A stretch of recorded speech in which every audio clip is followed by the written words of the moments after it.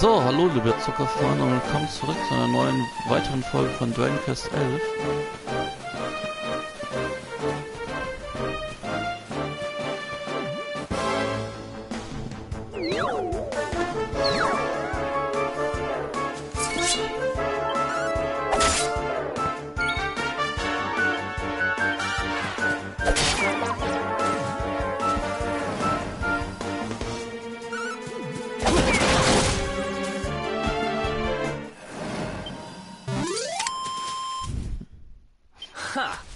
Easy.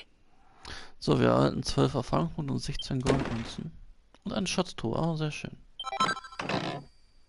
Ein Heilkraut.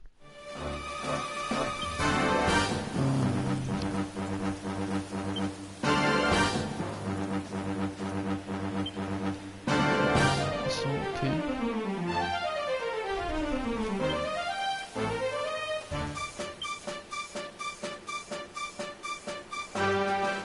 Befehle befolgen. Kann ich ihn auch steuern, sehr schön.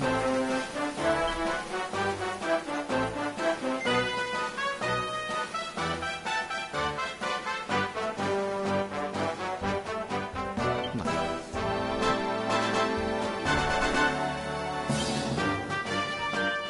So, was können wir bei dem jetzt erlernen? Schwerter, Messer, Boomerangs, Hinterlist. Okay, was hat er denn auch ausgerüstet?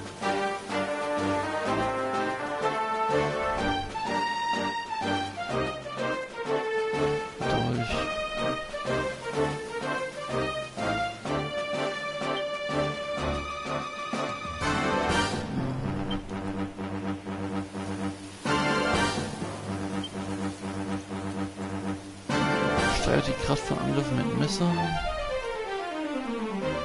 Ein Angriff, der alle Feinde trifft und Schleim schweren Schaden zufügen kann.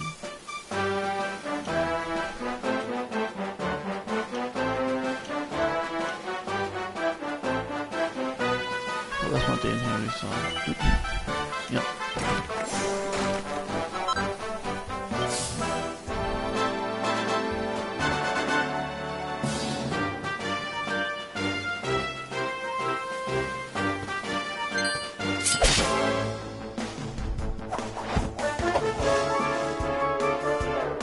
Schützenwichte, ja, die kenne ich auch noch.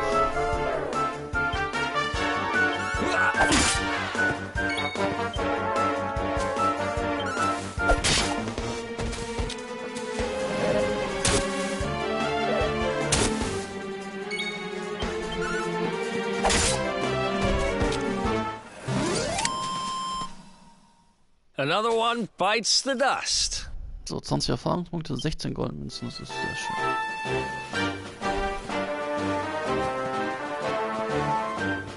Kommt wieder Kuddel. Kuddel ist wieder da.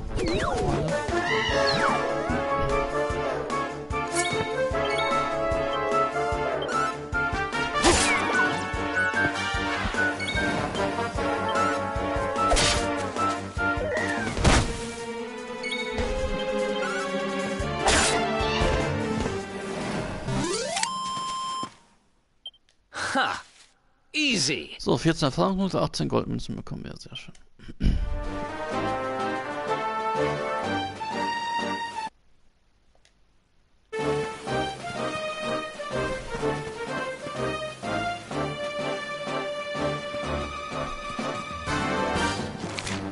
Müssen wir überhaupt hin? Ach, Unterstadt von Helidor, da müssen wir noch hin, genau.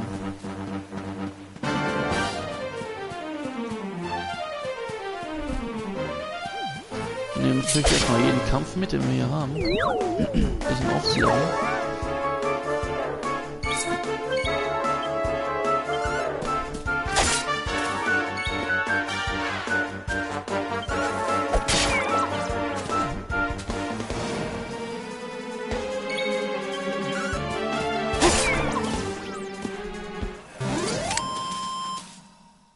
Another one bites the dust. So, 12 Goldmünzen, 12 Erfahrungspunkte, 16 Goldmünzen und so.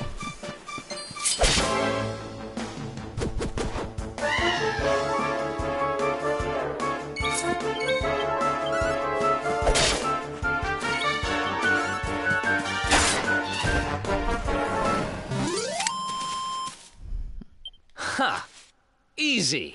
8 Erfahrungspunkte und 10 Goldmünzen. Da funkelt wieder was.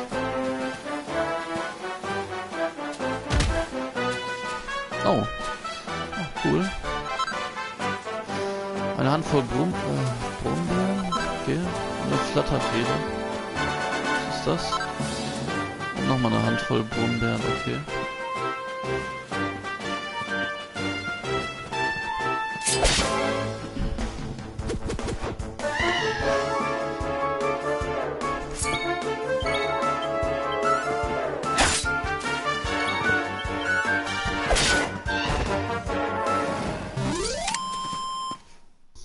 Another one bites the dust. So, 8 Erfahrungspunkte, 10 Goldmünzen. Was haben wir hier noch? Natürlich nichts.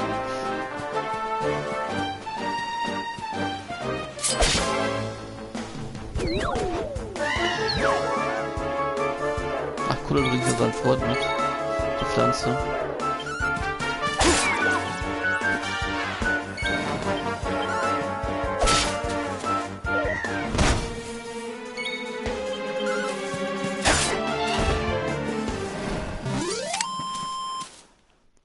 Who else wants some? 14 Erfahrungspunkte, 18 Goldmünzen. Das ist doch schon mal was.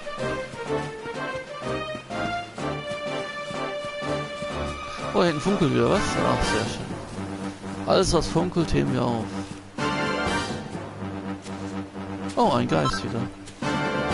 Schmetterlingsflügel, okay.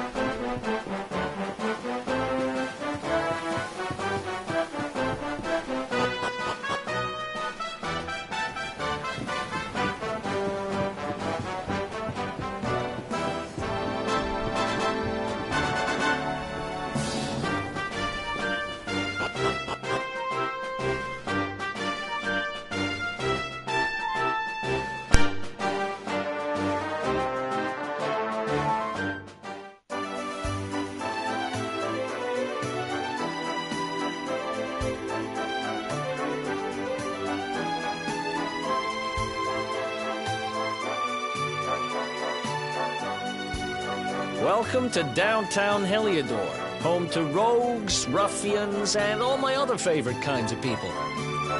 About a year ago, me and Dirk, my partner in crime, managed to acquire one of the royal family's most precious possessions, the Red Orb.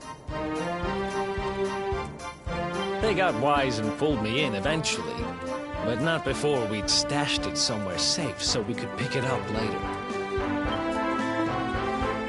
Right down there is the biggest, stinkingest garbage pile in all of Heliodor. Me and Dirk buried the orb slap bang in the middle of it. After all, no one would ever think of looking for it there. We're criminal geniuses, I tell you.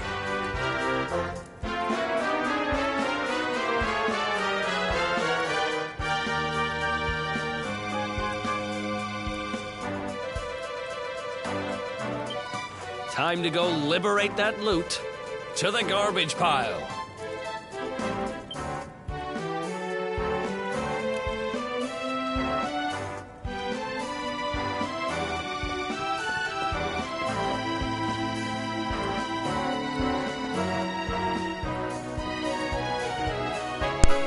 So, das ist wieder einer mit einer Sprechblase. Okay, der nicht.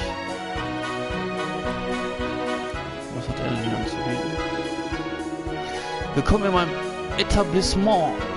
Es ist klein, aber fein. Bei mir werdet ihr den besten Schlaf eures Lebens finden, das garantiere ich euch. Okay. Willkommen in unserer Herberge, müde Reisende. Möchtet ihr übernachten oder nur eine kleine Rast einlegen? In beiden Fällen kann ich euch einen Tarif von 10 Goldmünzen anbieten. Wir möchten nur einmal kurz ausruhen. Bis zum Mittag würde ich sagen.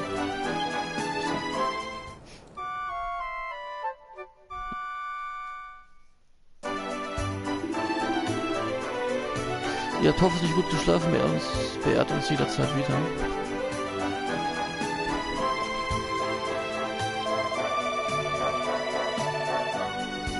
Willkommen in der Unterstätte, im schmutzigen kleinen Geheimnis Helidors, von dem die Welt da draußen nichts wissen soll, wenn es nach den noblen Herrschaften auf der anderen Seite der Mauer geht.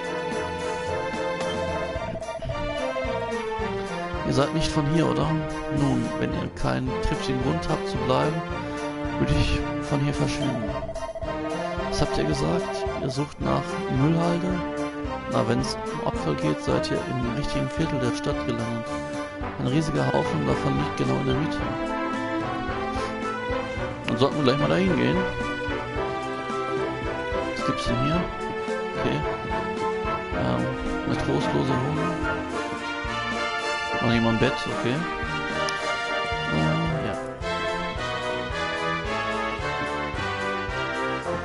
Hier war doch eine Kirche oder was? Ach, eine Kapelle mit einem Viertel.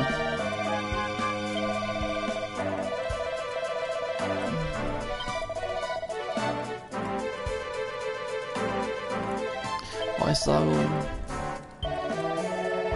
Oh, ich brauche noch 8 Erfahrungspunkte, okay. Und Erik braucht noch 35. Sprechen wir mal kurz zwischen.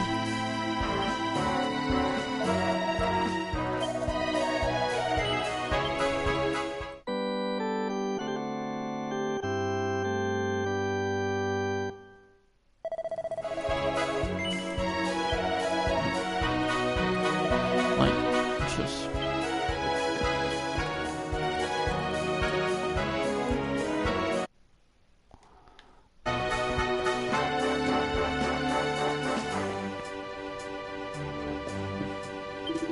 Der gute Mann hier anzubieten.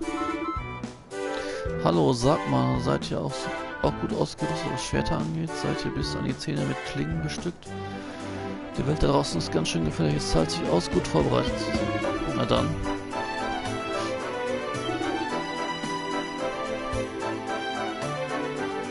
Okay, Kupferschwert und Bronzemesser. Ja, das wäre alles so teuer, ey. Das gibt's doch nicht. Bevor das Bronzemesser kommt, es erstmal schenken. Aber das Kupferschwert, das will ich schon gerne mitnehmen.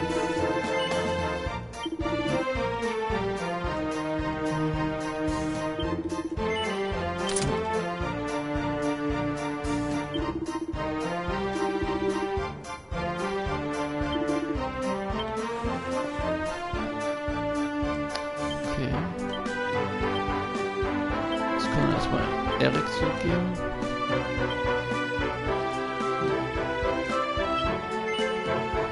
Ja, genau.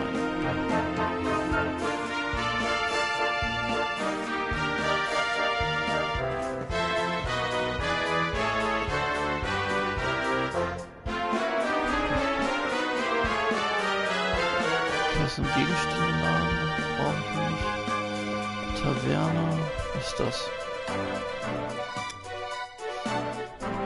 This is the spot. Keep a lookout, okay? I'm going to grab the loot. Now, it was around here somewhere. It's definitely here. I'm 1000% sure. It's not here. You gotta be kidding me. Me and Dirk were the only ones who knew where it was. Wait a minute. That rat! He must have done the dirty on me and taken it for himself. Damn it! I should have known! A thieving little... Wait till I get my hands on him. I'm gonna find him. And you're gonna help me. Okay. The inn we used to crash at is just over there. Come on. It's the only one with an upstairs. You can't miss it.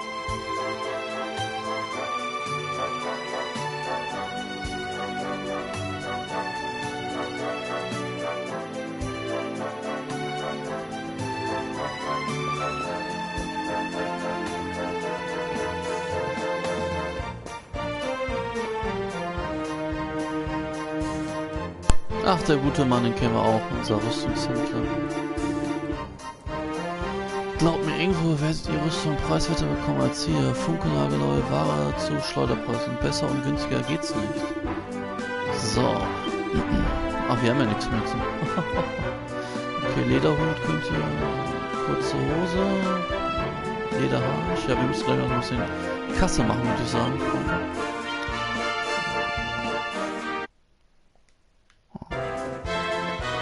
So.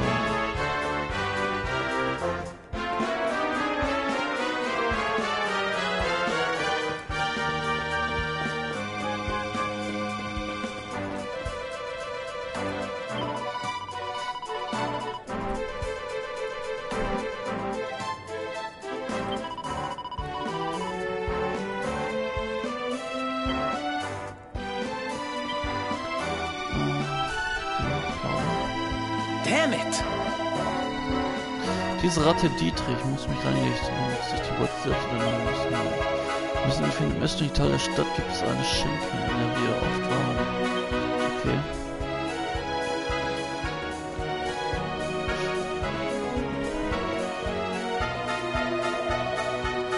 Du kommst nicht durch, also mach, dass du verschwindest, hörst du? Okay.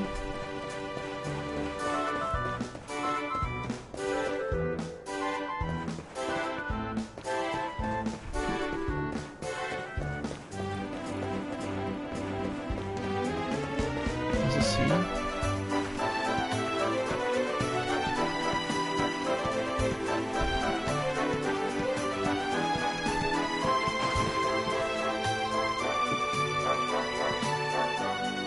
Achso, jetzt sind wir hier oben. Okay.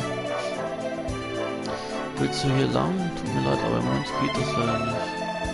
Irgendjemand hat nämlich wieder fast die Hälfte der Bullen abgezogen.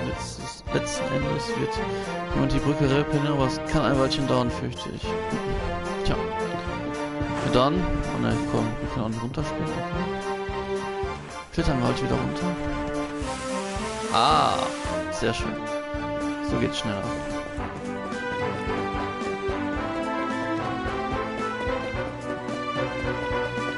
Mal gucken, wie wir in den östlichen Teil der Stadt kommen.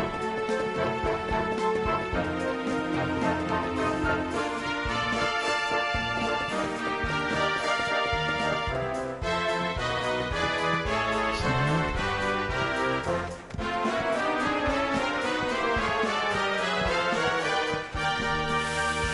Nein.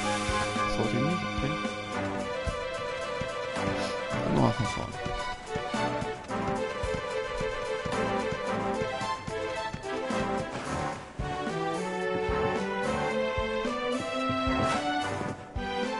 Ach, Fässer.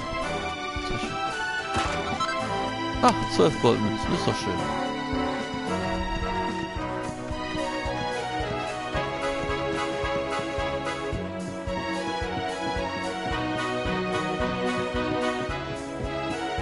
Töpfe. Ist bestimmt auch was drin. Nein. Ach, ein Chimärenflügel. Ach, sehr schön. Ja, dann können wir uns da wieder teleportieren. Ach, das ist traumhaft.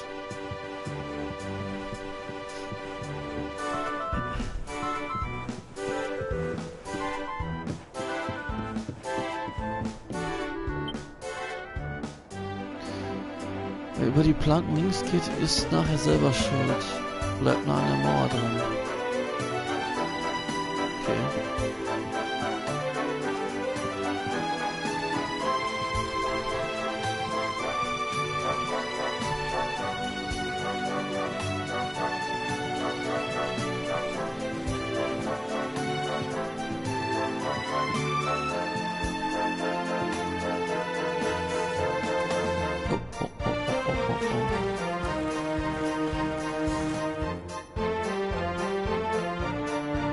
Das war toll.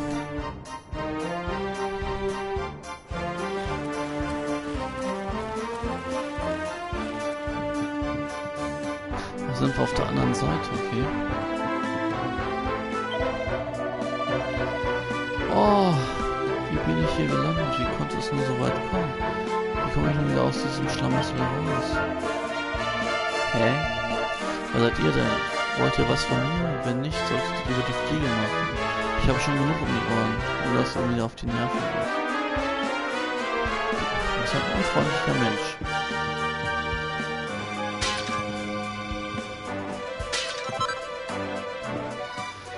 Ein Brocken Feuerstein gefunden, okay. Jetzt müssen wir wieder runter, oder was?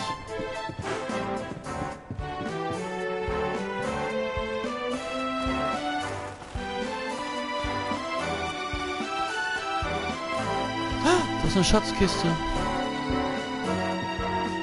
Hopp, ja.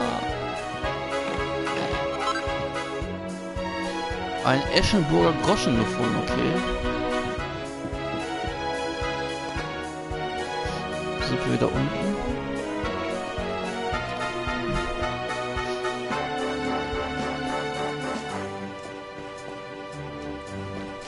Komme ich denn jetzt?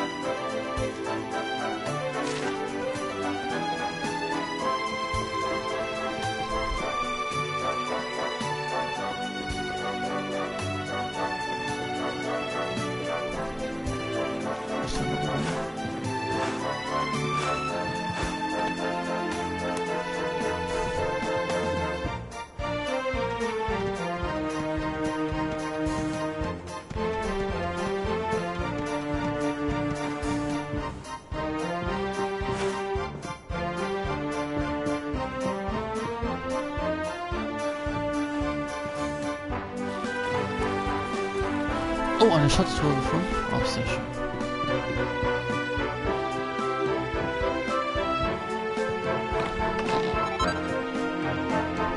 Ein Flinkheitssamen. Ah, okay. Den können wir auch benutzen.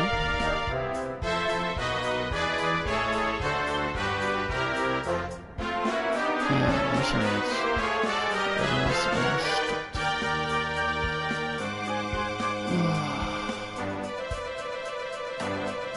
Achso, die schickt eigentlich in den Schlaf. Okay.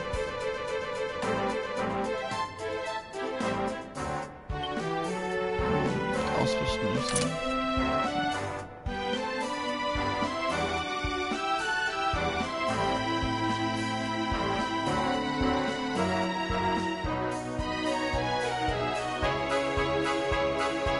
Hier ist ein scheiß Flinkheitssamen. Ach, da ist er.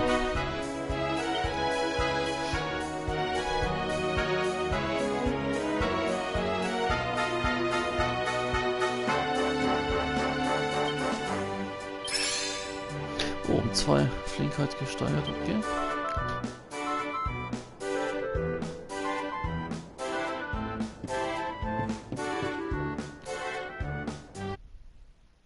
Okay. Ja. Auch wieder runter.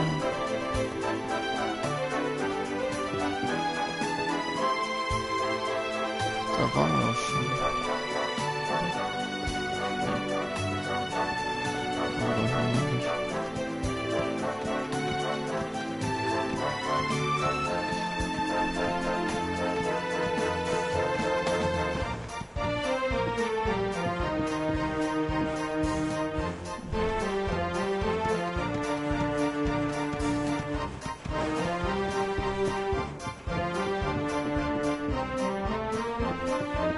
Doch, hier war ich.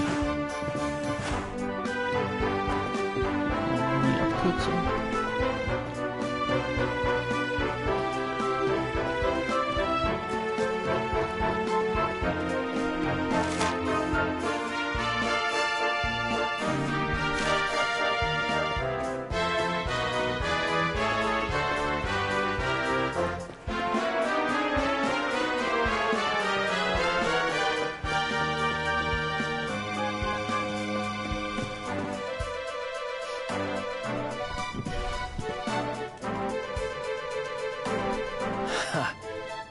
This whole place hasn't changed a bit. Back in our thieving days, Dirk and me used to lay low here whenever things got hairy. Ruby?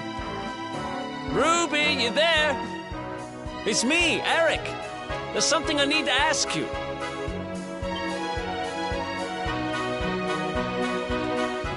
Ruby runs the place. Looks like she's not around, but if anyone knows where Dirk is, it's her. Which means we'll have to go find her. So here's the plan. There's a tower they use to look out for fires. You're going to climb up there and keep an eye out for Ruby.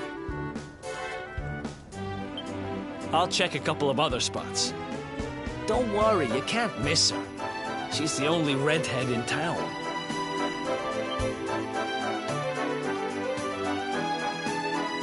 Also müssen wir jetzt nach Kamin Ausschau halten, okay.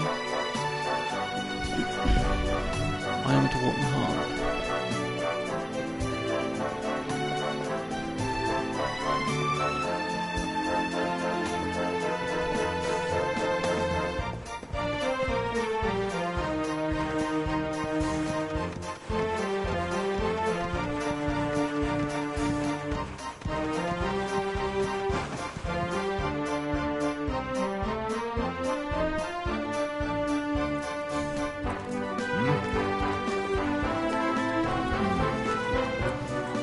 Get out of here! Go on!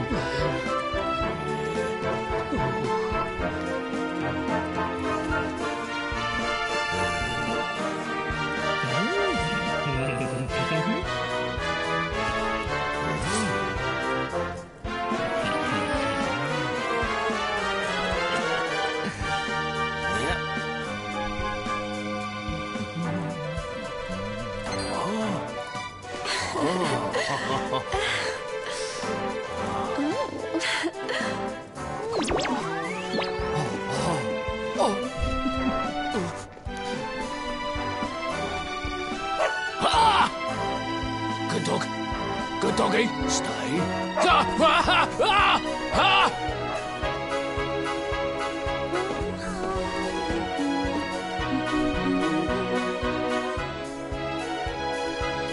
Das wird die besagte Frau wahrscheinlich sein.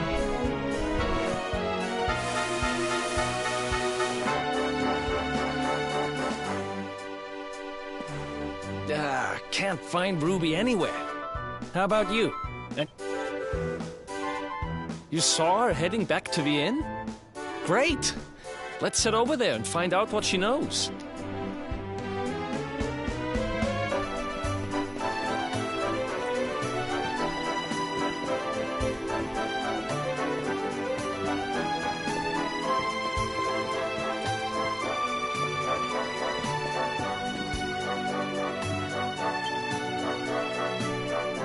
Well, if it isn't my favorite landlady. Welcome to our rumble. Strike a light! If it ain't me favourite little tea leaf. Last I heard, they'd locked you up and thrown away the key. Hang about. You've gone and escaped, ain't ya? You and your friend here are the fugitives everyone's talking about. Well, I know not to stick me big nose in where it ain't wanted. You always delight to sail close to the wind. Don't worry, I won't be here long. I just need to know where Dirk is. Have you seen him? Dirk, eh? Now there's a name I ain't heard in a while. Didn't he open some fancy shop up by the castle? Yeah, that was it. Raking in the cash he is, or so they... That can't be right. The rent up there is crazy. Where would he find the money? Wait a second. He sold it, didn't he? The rat sold the damned orb. Look, in this part of town you don't go asking too many questions, you know that. If you want more, you'll have to get it from the horse's mouth. You're right. Thanks, Ruby. I appreciate it. We'll get out of your hair.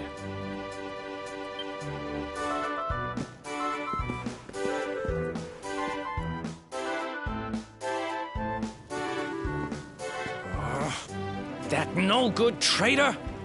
I'll bet he sold me out and sold the orb. And all so he could move up in the world. Well, I'll get what I'm owed. You'll see.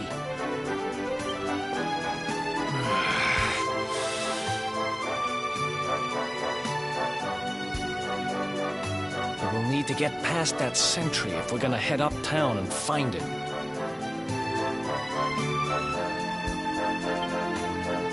Wait, isn't he... Yeah. I remember hearing that one of the guards is terrified of dogs. I think it was him.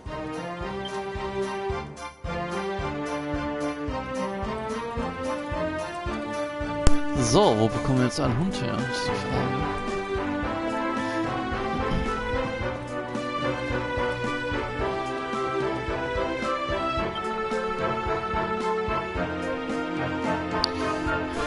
Gut gemacht, Brutus. Dieser Feigling von einem Wachmann hat sich fast in die Hose gemacht, als er dich gesehen hat. Das Glotze und so, hm? Zieh Leine. Du willst was? Den meinen Hund ausbauen? Du bist ein echter Witzbold, was? Ich hab keine Zeit für Blödsinn. Noch eine Fliege, oder? Brutus hier ist ein Einzelgänger, so wie ich. Er kann Fremde nicht besonders gut leiden. Aber weißt du was? Ein bisschen Weihwasser und ein oder zwei Brumbeeren stimmen ihn vielleicht um. Was gaffst du mich denn so an? Ist ja nicht so, als wäre das viel verlangt, oder? Geh zu dem Baum unten dran und sammle ein paar Beeren ein. Ist doch nichts dabei. Geh raus aus der Stadt, den Laufgang entlang und weiter geradeaus. Da steht ein großer Baum mit witzig aussehenden Beeren drin. Bingo. Was Weihwasser angeht, na, das sollte auch kein Problem, weil du kannst welches im Laden kaufen. Denk dran, nicht Weihwasser oder Brombeeren. Ich will beides. Wir kommen nicht ins Geschäft. So. Wo ist denn jetzt der Laden?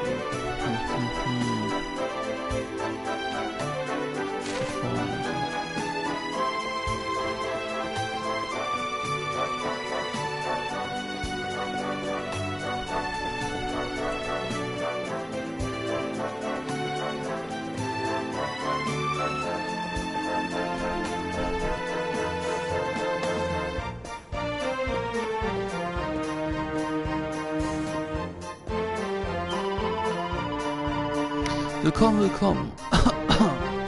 Meine Waren sehen vielleicht nicht besonders ansprechend aus, aber letztlich zählt Qualität, nicht das Aussehen. So, was können wir kaufen? Ach, Weihwasser, ja, da haben wir noch genug Gold für. Sehr schön. Einmal reicht.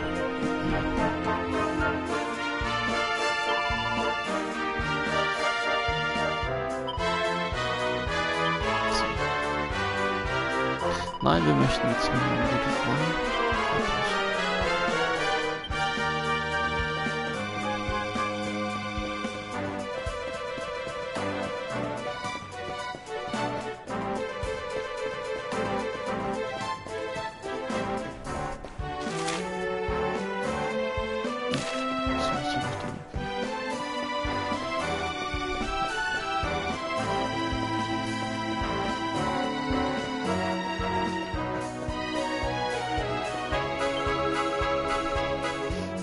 Hast du gedacht, ich würde einem Fremden meinen Hund einfach so aussehen?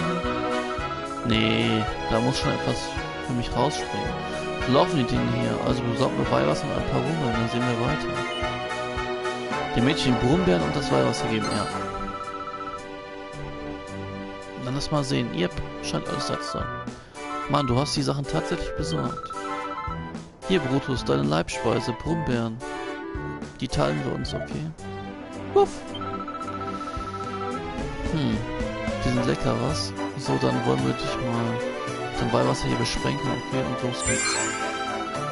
Jetzt machen die Monster einen Bogen um dich, wenn du außerhalb der Stadt rumtollst. Huff, huff. Was gibt's denn da zu glotzen, Brutus und ich sind immer füreinander da. Egal, versprochen ist versprochen, du kannst ihn für ein Weilchen haben. Pass gut auf ihn auf, ja? Brutus, hör zu, Kumpel. Geh und spiel ein bisschen mit dem netten Mann hier, okay. Ach, jetzt bellt er von alleine, der Hund. So ist aber.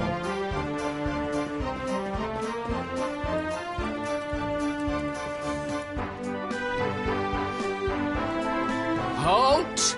This gate leads to the nice part of town. My job is to protect respectable people from being bothered by rabble and riffraff. In other words.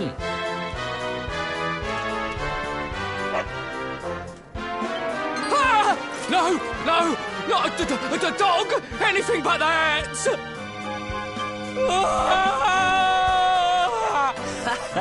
Worked like a charm. Now to head up to where all the rich folks live and find out what the heck Dirk thinks he's up to.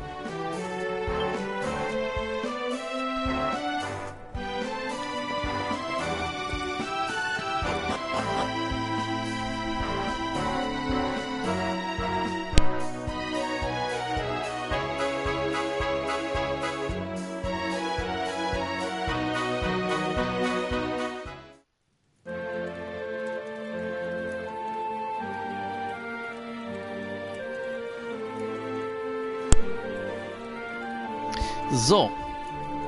Das sind wir eben vor dem Teil, glaube ich. Ja. Also, wie gesagt, wenn irgendwelche Fragen aufkommen im Spiel, könnt ihr mir die heute ruhig im Stream stellen. Ich werde die auch gerne beantworten. So, wir haben einen Brocken Feuerstein bekommen. Was ist das hier? Was? Hier kann man drauf, okay. Ja, toll. Irgendwie bringt mir das gar nichts. Ein Stärkesamen, okay, müssen wir auch gerne verwenden.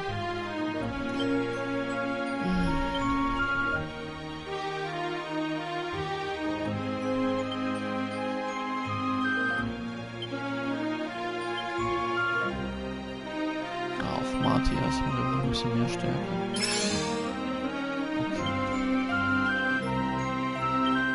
Was war das denn? Die Währung eines untergegangenen Königs, sie lässt sich zwar nicht länger als legales Zahlungsmittel nutzen, aber man kann sie für ein paar Goldmünzen verkaufen, okay.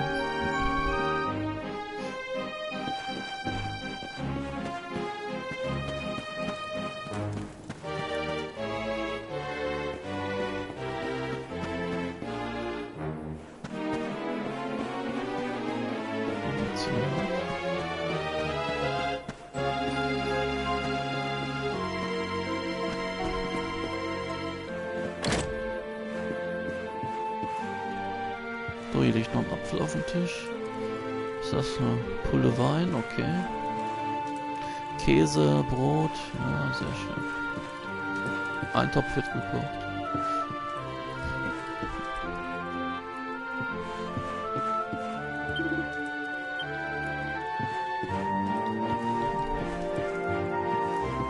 Ein Schrank. Ach, wir können den Schrank öffnen.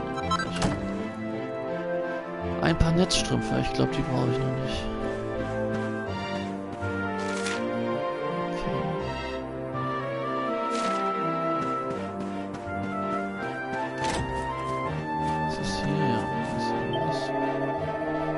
Wie mein? Ihr seid auf der Suche nach einem Laden, dessen Besitzer Dietrich heißt. Wenn ich mich nicht irre, lebt jemand dieses Namens in einer großen Villa in der Nähe des Schlosses. Wenn ihr dorthin wollt, würde ich euch empfehlen, das Seil auf dem Dach dieses Hauses zu benutzen. So kommt ihr viel schneller an euer Ziel. Nur ein kleiner Tipp, ihr müsst springen können, um dort hinaufzukommen. Dazu müsst ihr Kreis drücken, falls ihr es noch nicht gewusst habt. Wir wussten es aber schon. Ja, gut.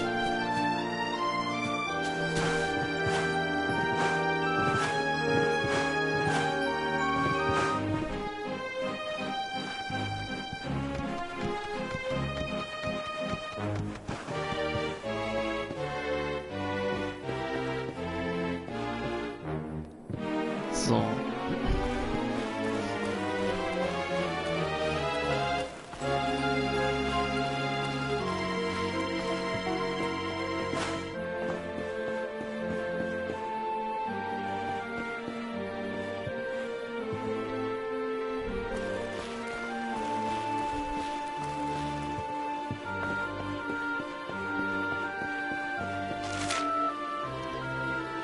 Ach, da vorne ist die Drosselade, okay.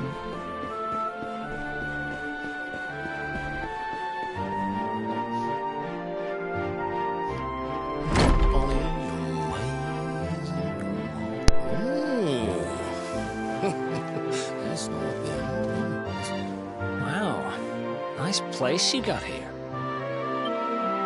Welcome, welcome. Feel free to browse. You'll find we only stock the very finest wares.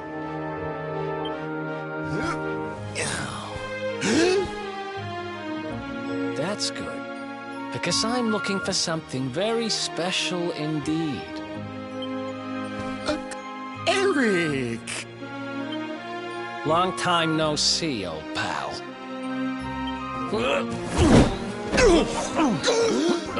Eric!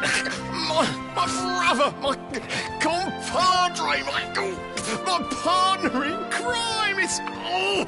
It's really you! Large as life and fighting fit! I'm so happy to see you! You have no shame, huh? Get your backstabbing hands off of me!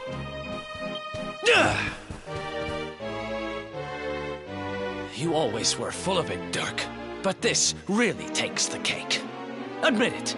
You sold me out and sold the orb so you could buy this place, didn't you? I never! I promise you, I never sold you out. I was worried sick about you. I only opened this place to try and help you. Oh, yeah. And how does that work, exactly? How does you opening this place and lining your pockets while I rot in jail help me? Look, I was never much of a thief, you know that. But it turns out I know how to sell stuff. I got the gift, even if I do say so myself. When you got nabbed, I spent months racking my brains for ways of busting you out. I couldn't stand the thought of you being in there. In the end, I realised I'd have to give up the orb.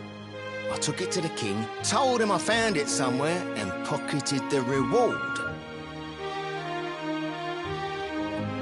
Then I used the cash to open up the shop here, and poured all my profits into bribing the guards up at the castle so they'd let you escape.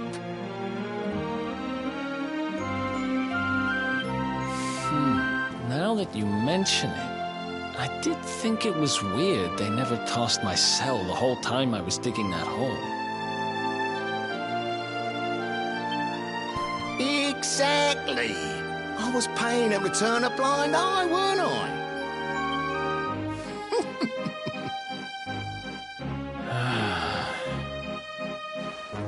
Okay. I'm sorry. I'm sorry I doubted you, partner. That's the spirit! Eric, old pal, it's so good to have you back. But I need that orb. And now we don't even know where it is.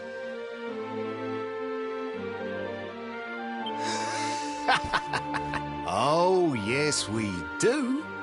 Right this way, gentlemen.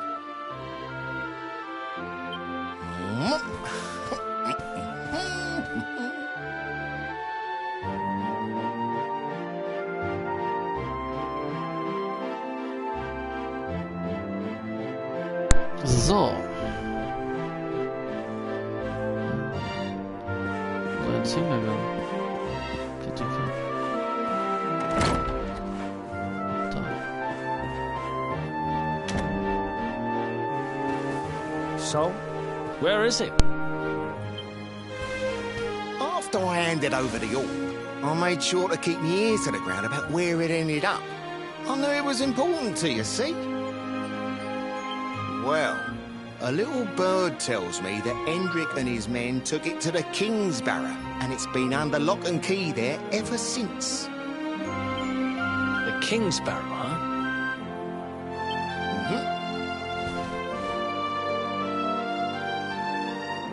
That's southeast of town. Same direction as Cobblestone.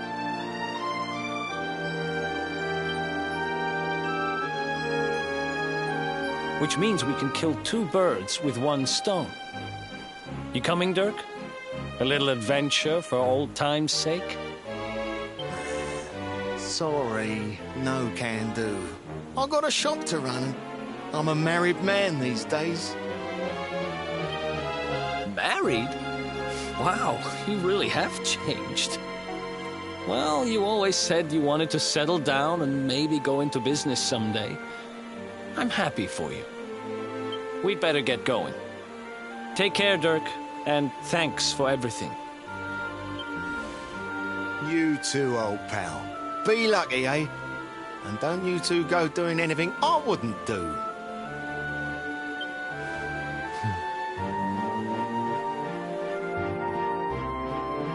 The south gate is crawling with guards. We won't be walking out that way. And Hendrik's men are too uptight to take bribes. Guess we'll have to go the long way round. If we skirt round the hills to the south, we should be able to approach the King Sparrow from the other side. We can drop into cobblestone on the way. Okay, let's head back down. Watch yourselves out there, eh? They don't call that forest round there the Mangle Grove for nothing. There's plenty go in there and never come out.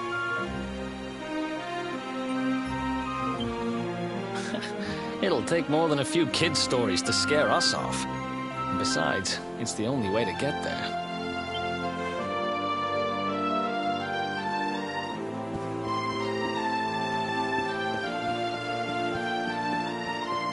Da ist doch noch irgendwas drin.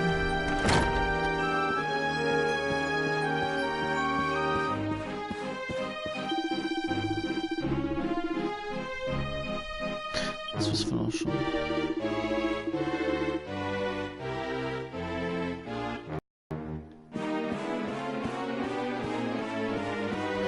So, lass in die Unterstadt wieder gehen.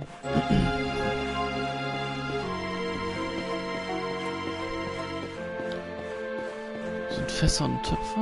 Okay.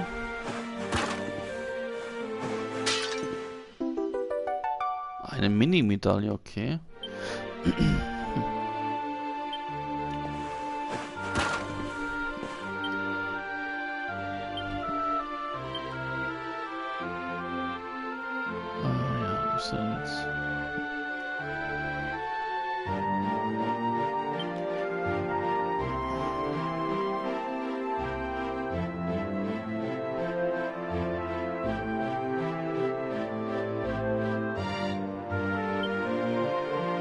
Das findest du nicht wieder.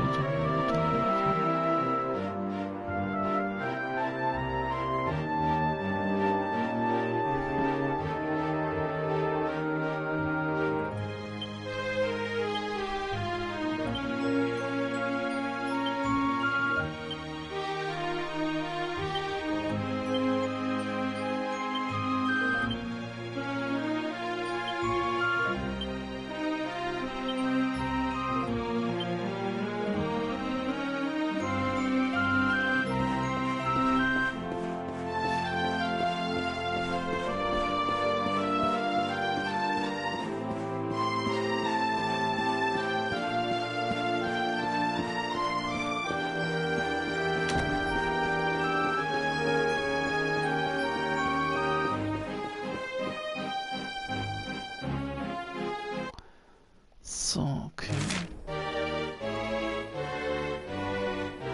Da hinten kommen wir jetzt zur Unterstadt, okay.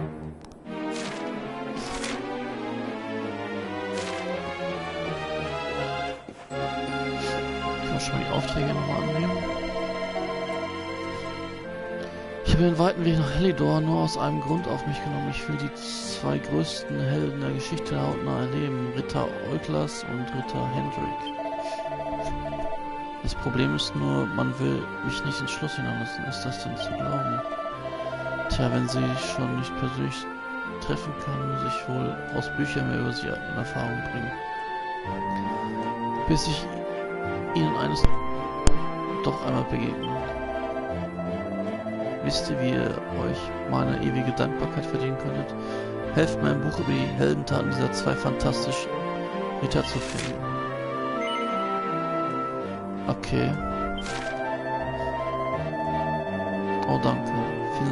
Vielen Dank. Ich weiß, dass in irgendeinem Bücherregal ein Buch über meine beiden Lieblingsritter nur darauf wartet, einen wissbegierigen Leser zu finden. Ich habe mich im Westen der Stadt schon umgesehen, aber schaut ihr am besten im Osten nach, wenn ihr auf einem Bücherregal ein rotes Buch seht. Untersucht es genau, die roten Bücher sollen die besten sein. Wenn ihr dabei tatsächlich ein Buch über Euklas und Hendrik findet, müsst ihr mir alles darüber erzählen, hört ihr, also dann viel Glück. So, neue Mission angenommen.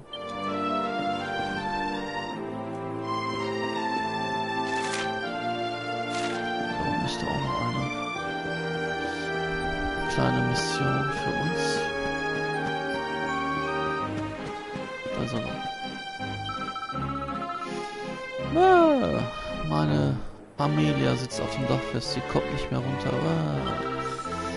So, hilft mir doch jemand. Amelia sitzt auf dem Dach fest, bitte. Die wurde sie in einer Mission angetragen. Ja. Oh, danke, vielen Dank. Du bist ja unglaublich nett. Bitte hol die arme Amelia vom Dach. Sie hat nämlich Höhenangst, weißt du. So. Ja, wir kommen jetzt aufs Dach dieses Hauses. Nein, den wollte ich nicht ansprechen.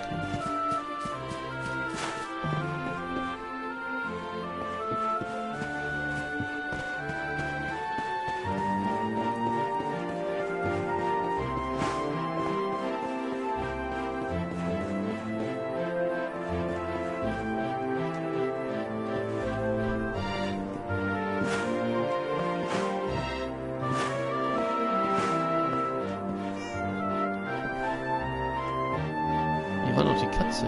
Ach, da oben ist die Katze. Okay, wie komme ich jetzt da drauf?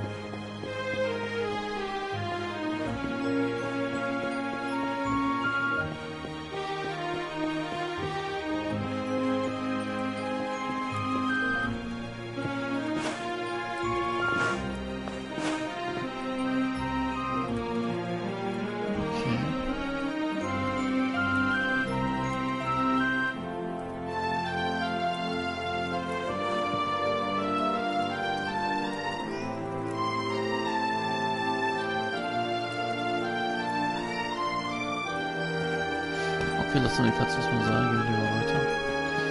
Noch ein bisschen Story noch.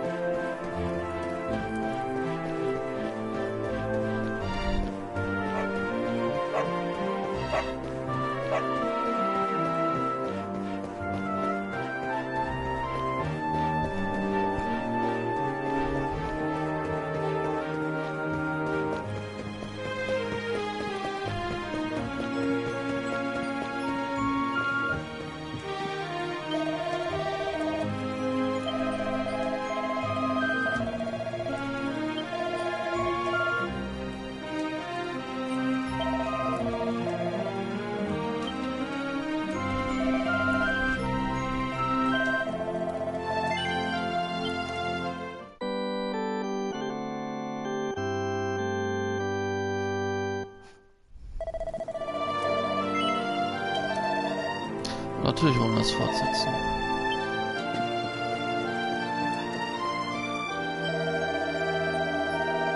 Das hat man schon. Okay. Wollt ihr hier hin in Marmorwald? Kann ich euch nur dringend abraten, aber wenn ihr darauf besteht, der Wald liegt südlich von hier. Okay.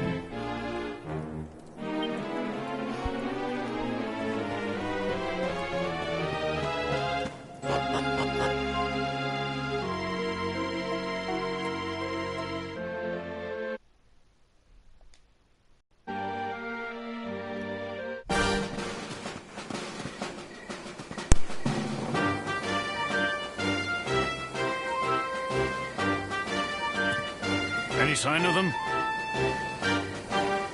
No, nothing. Let's search the town again.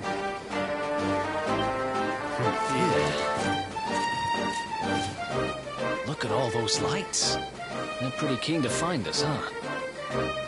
We better steer clear of Heliodor until the heat dies down. All right, through the Mangle Grove and onto Cobblestone. Let's do this.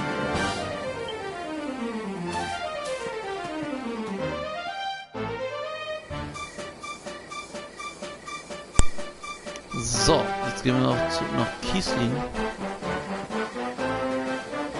Was ist das jetzt? So, die Pflanze kennen wir schon. Was haben wir da? Lampling, okay, kannte ich auch nicht.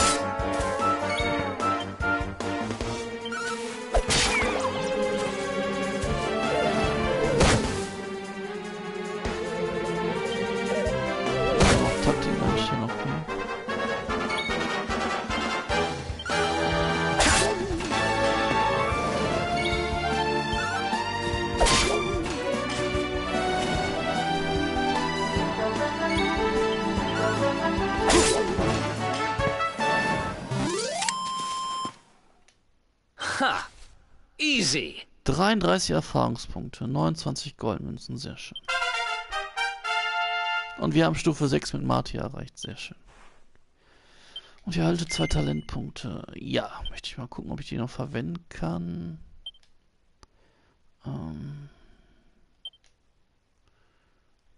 Den haben wir schon.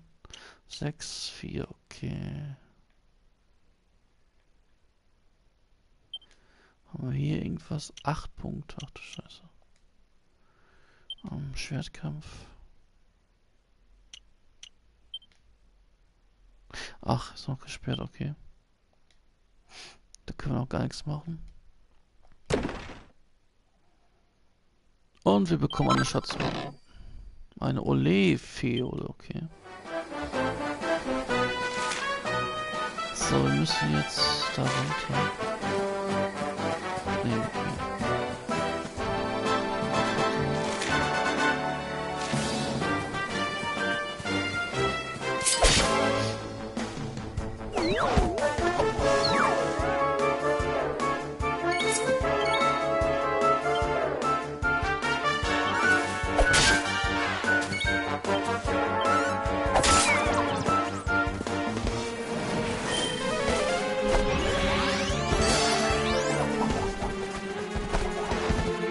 Ach, hat er jetzt Verstärkung gerufen, das blöde Vieh.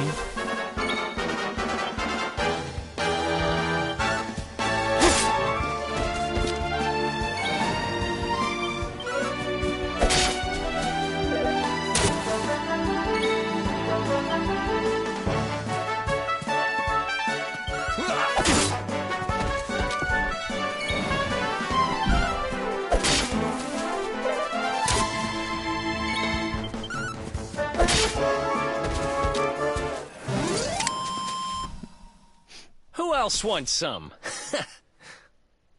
Oh, 36 Erfahrungspunkte, 32 Goldmünzen. Oh yeah. Und Erik erreicht Stufe 6, sehr schön. Nein, können wir glaube ich auch nicht bei ihm einsetzen.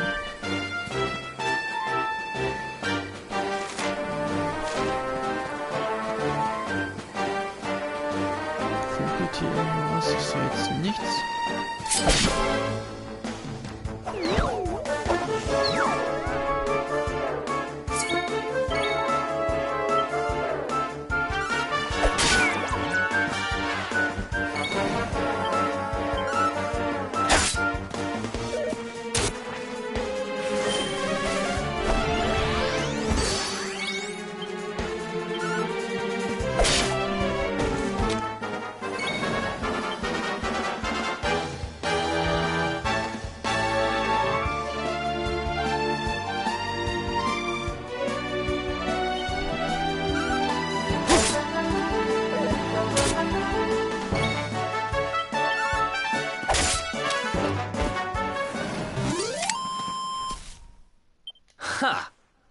Easy. 26 Erfahrungspunkte, 24 Goldmünzen, sehr schön.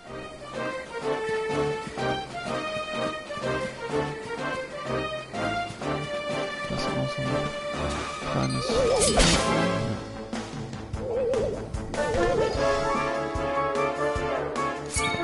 Also ich versuche auch hier in dem Stream immer alle Kämpfe ein bisschen mitzunehmen zum Aufleveln.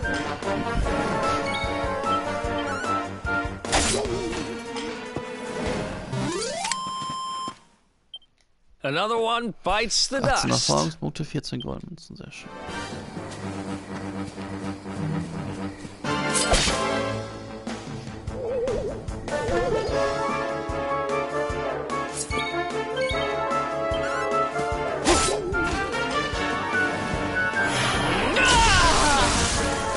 Ah!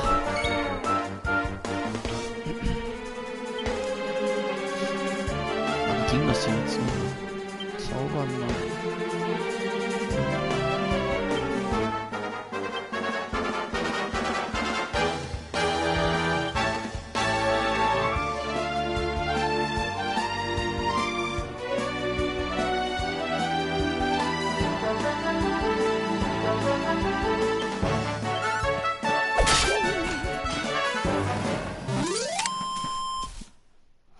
Ha!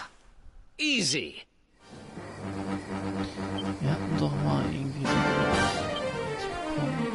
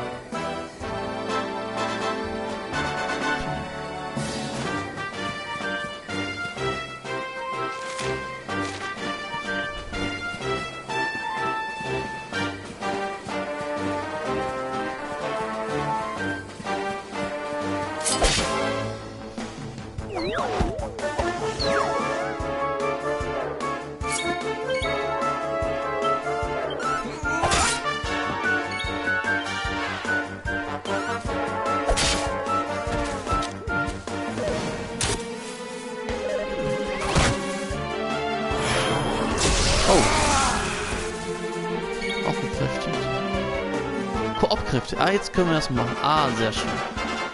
Auf den Schützen nicht, okay?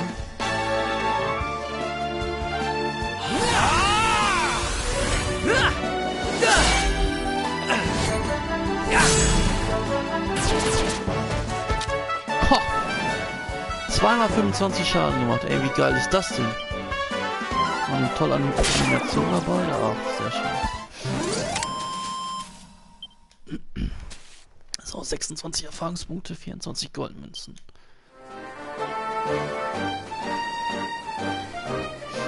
Jetzt müssen wir gleich zur Kirche, zu den Soldaten. Ja, das machen wir auch. Okay, erstmal da oben hin.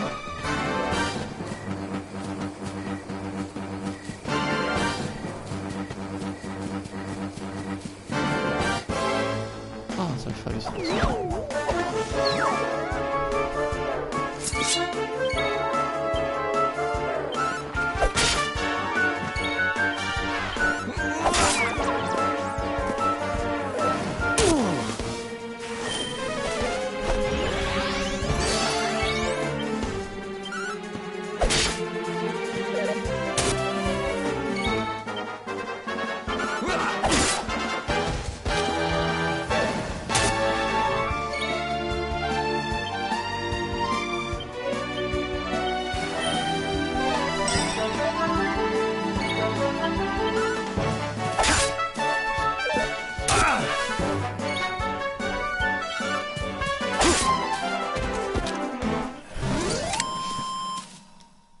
Who else wants some?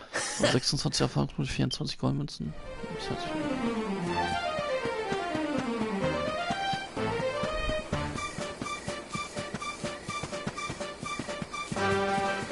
Haben jetzt eine weitere Mission erfüllt, würde ich sagen.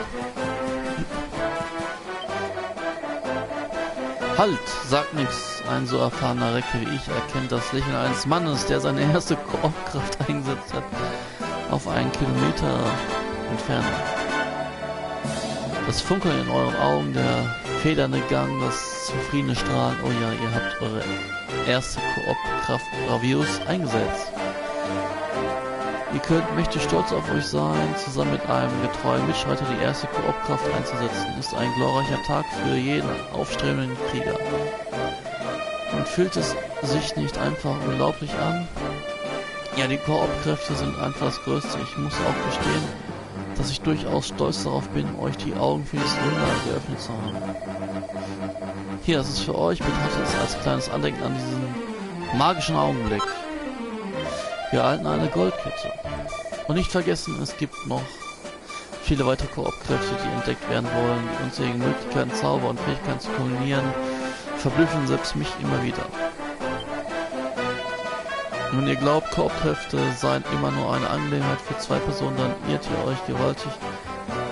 Manche von ihnen sind sogar nur mit 3 kräftigen Kämpfern möglich. Okay.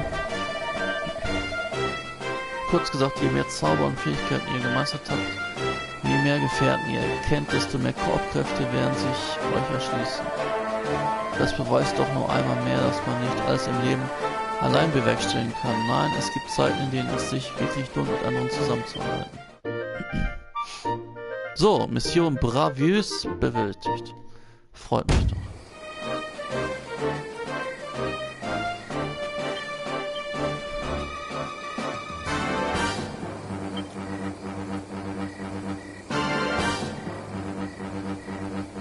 Ach so, eine Transfer.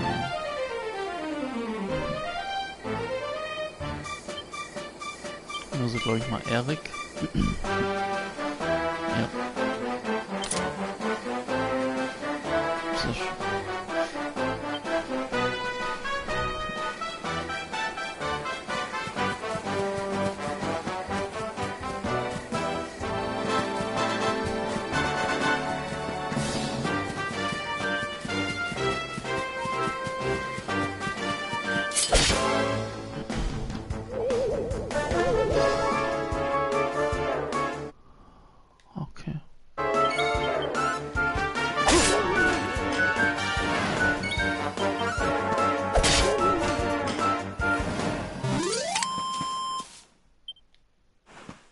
So, 18 Erfahrungspunkte und 14 Goldmünzen.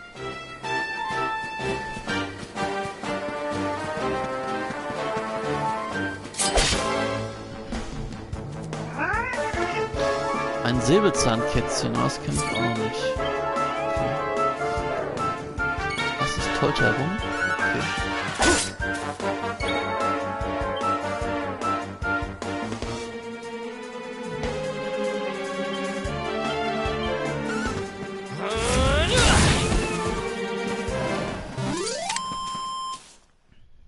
Ha! 12 Erfahrungspunkte. 10 Goldmünzen. Oh, Stufe 7 sind wir schon. Oh, sehr schön. Nein, wir haben noch nicht genug.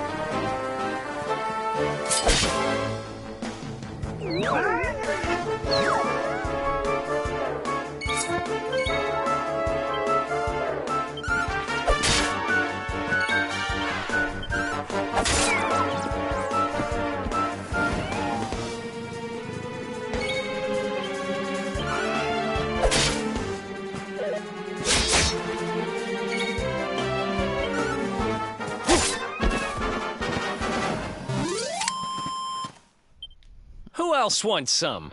18 Erfahrungspunkte, 18 Goldmünzen. Nice! Erik erreicht Stufe 7. Sehr schön.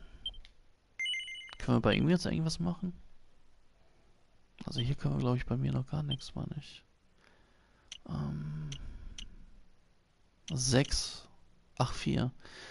Steigert die Kraft von Angriffen mit Schwertern. Ja, nehmen wir doch gleich auch mit.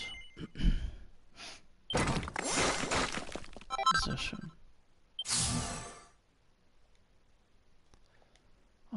Erik. Nee, Schwerter nicht. Messer hat er. 6. 4. 3. Schleimschlachter. Ein Angriff, der alle Feinde trifft und Schleim schweren Schaden zufügen kann.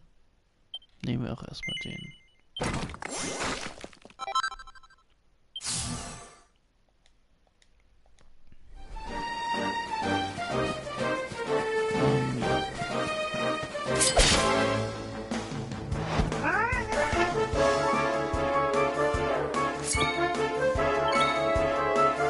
So, Fähigkeiten.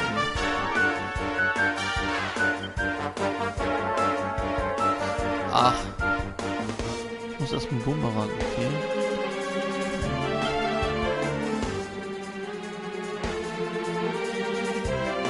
Ach so.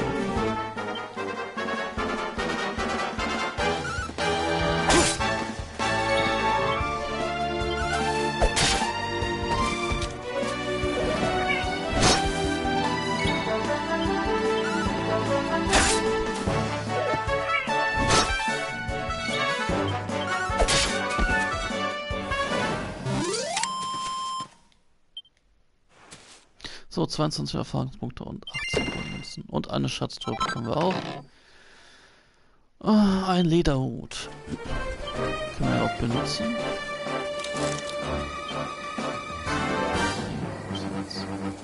Leder.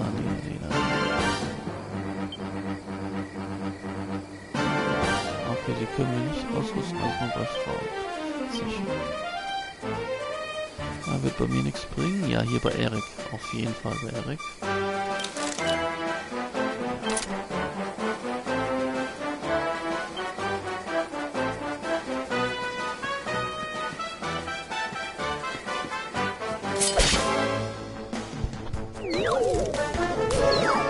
Es kommen sogar 3 auf einmal.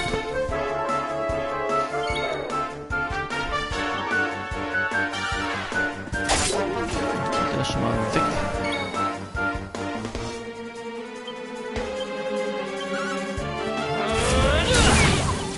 Ist auch weg.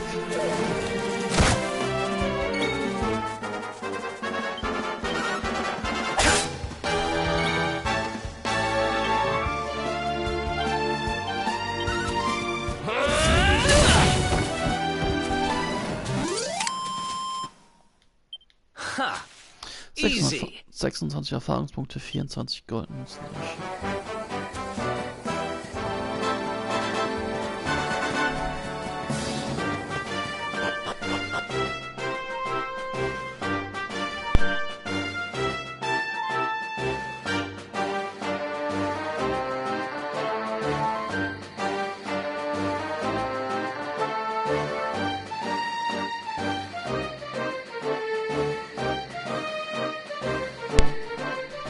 So, jetzt sind wir in dem bösen Malmoorwald, okay.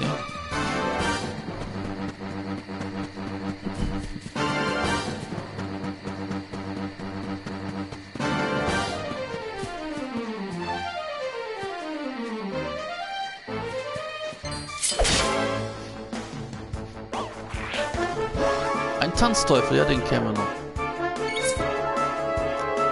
Ich glaube aus Teil 8 sind die.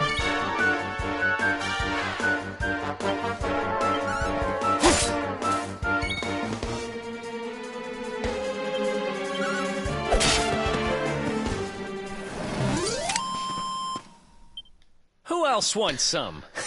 14 Erfahrungspunkte, 9 Goldmünzen. Sehr schön.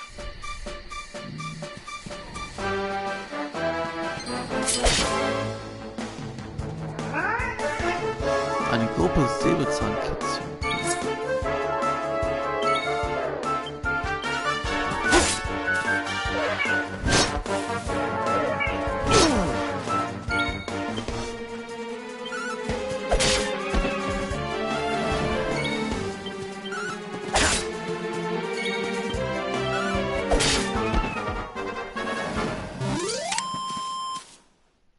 Another one bites the dust. 24 Erfahrungspunkte, 20 Goldmünzen und eine Schatztruhe.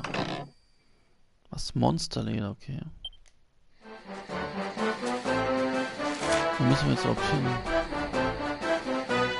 Wir müssen erstmal weiter runter. Okay, dann können wir gleich noch von links und nach rechts irgendwann abkommen. Okay. Was ist denn hier überhaupt? Eine Ich glaube nichts.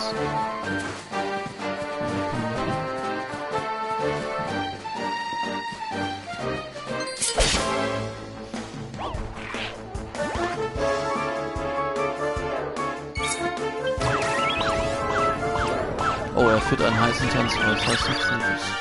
Ah. Verfehlt.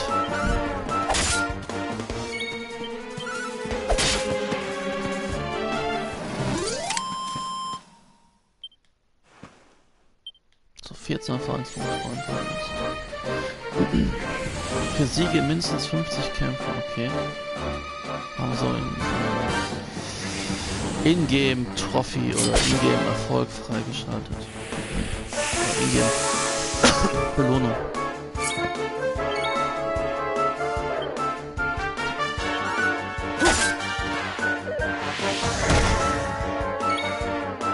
Ja, wir müssen uns erstmal ein bisschen heilen.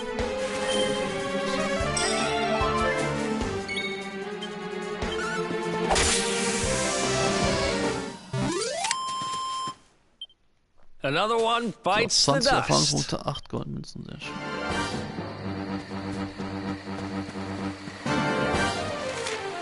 Ja, rüberkommen. Das ist so gut.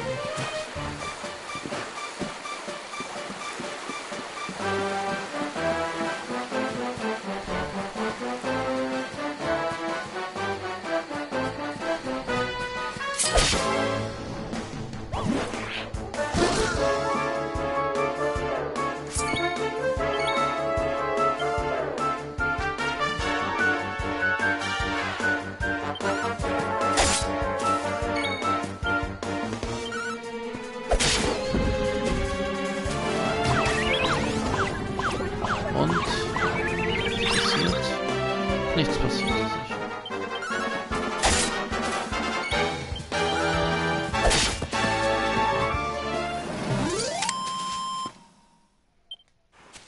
So, 27 Erfahrungspunkte, 20 Goldmünzen bekommen wir.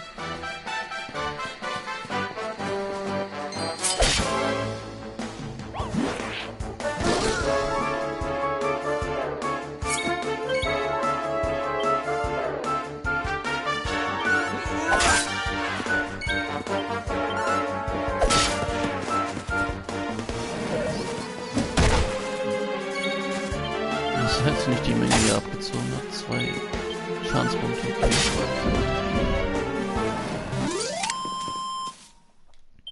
Ha! Easy. 27 Erfahrungspunkte und 20 Goldmünzen. 30 Präventiv... Ah, Trophäe hat er. Steht da. 30 Präventivanschläge.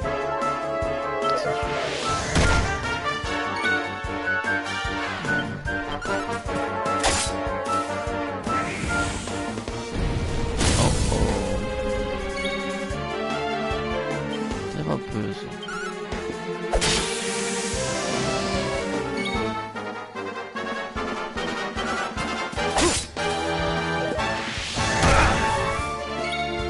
Wir heilen uns gleich erstmal aus.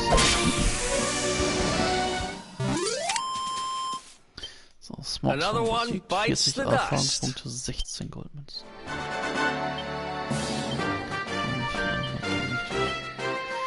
Ich heile mich immer mit Magie, bis die Mana-Punkte verbraucht sind, dann kann man immer noch die Heilkräuter benutzen.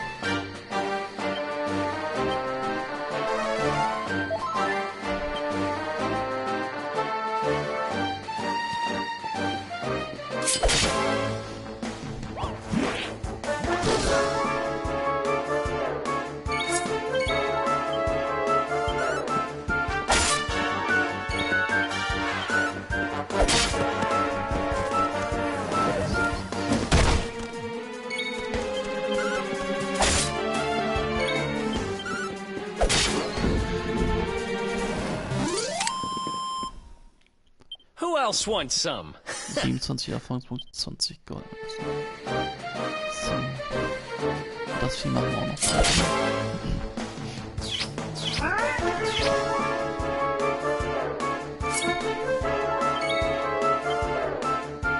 Ein Schmoller, ja, den kenne ich auch noch aus Teil 8. Ein Schmoller.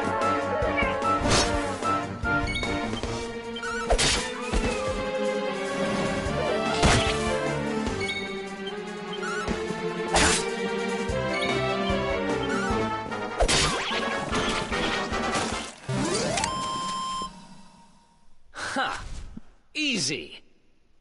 21 Erfahrungspunkte, 26 Goldmünzen, okay.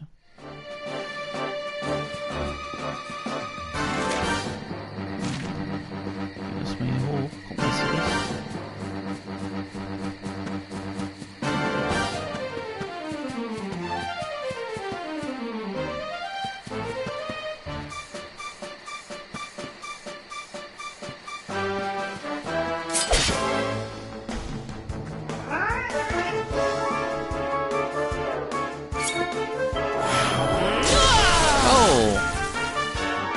Kräftig. Sehr schön.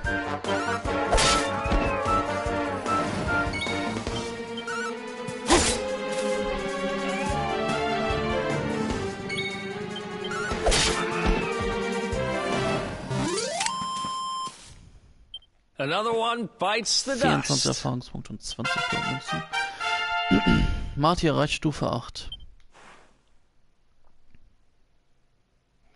Marty erlernt neuen Zauber. Knister, okay. Erik erreicht Stufe 8. Ist schön. 2 Talentpunkte dabei. Müssen wir mal gucken, ob wir die jetzt verwenden können.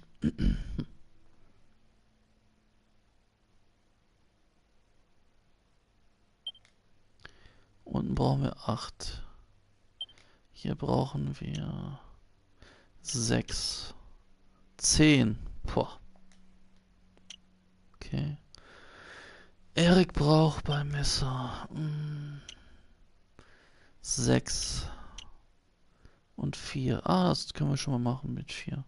Chance auf kritische Treffer mit Messern plus 2%. Ja, das machen wir doch erstmal.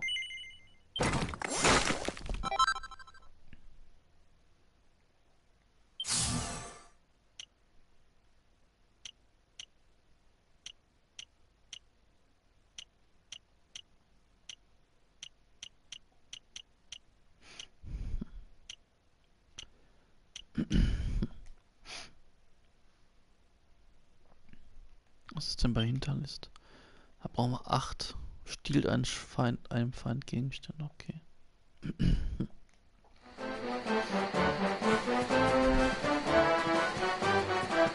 Ah, hier können wir hoch. Sehr schön.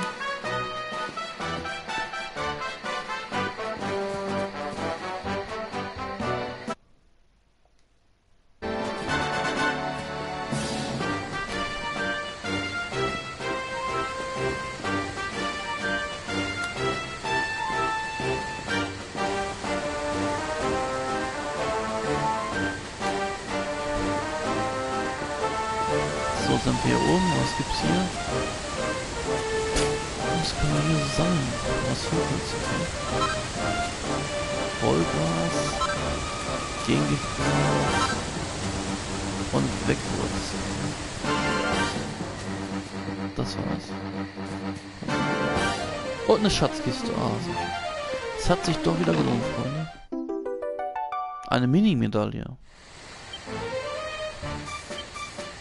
Aber wie sind diese Mini-Medaillen? Das möchte ich mal gerne wissen.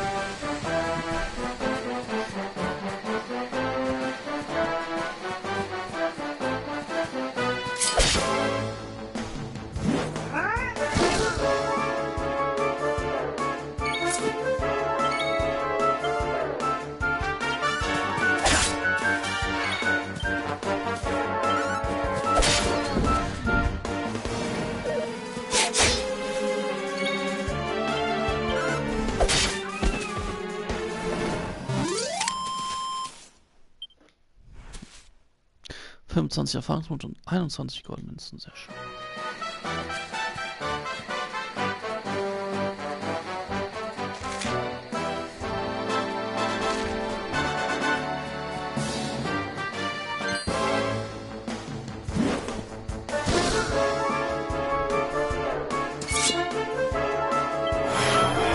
Oh! Korbkräfte.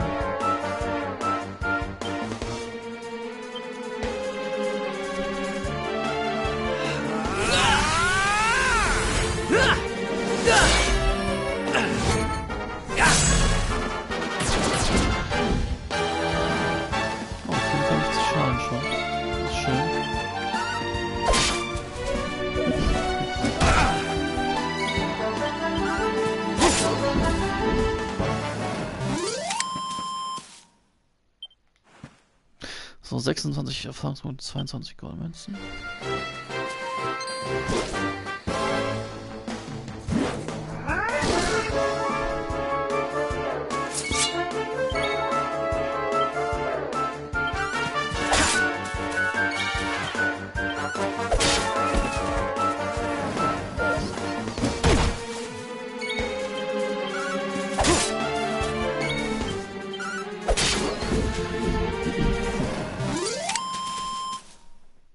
Another one bites the dust. So, 25 Erfahrungspunkte und 21 Goldmünzen. Sehr schön. Also nehme ich jetzt nicht mit die beiden. Da funkelt noch was. Ein kleines Schupper haben wir gefunden, okay. Das ist irgendwie gleich gegenüber. Ein bisschen hoch.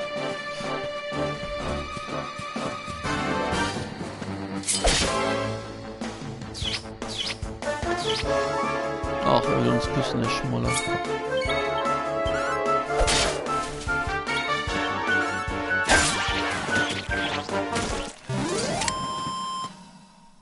Who else wants some? So, 9 Erfahrungspunkte, 16 Goldmünzen, okay.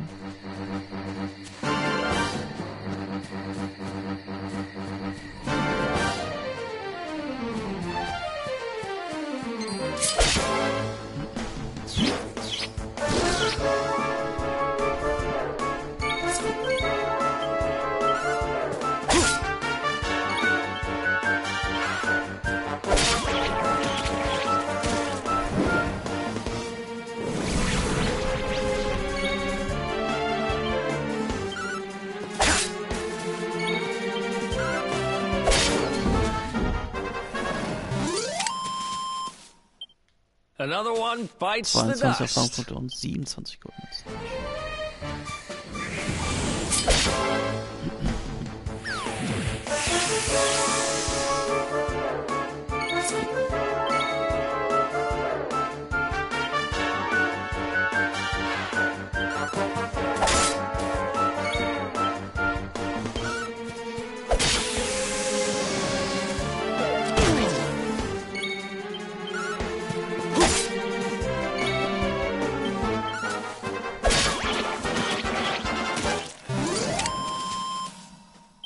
Who else wants some?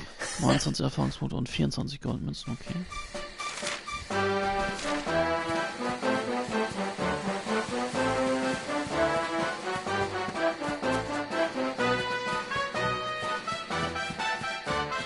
Was ist das? Eine Kuh?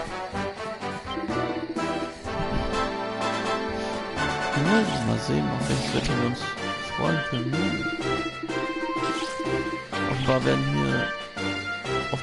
wir hier morgen den ganzen Tag über einen klaren Himmel haben, aber wie das Wetter übermorgen wird, darüber kann ich leider nur spekulieren. Das war eine seltsame Kuh, anscheinend haben diese sanftmütigen Wiederkäuer einen 7. Sinn fürs Wetter. Okay. Nicht schlecht.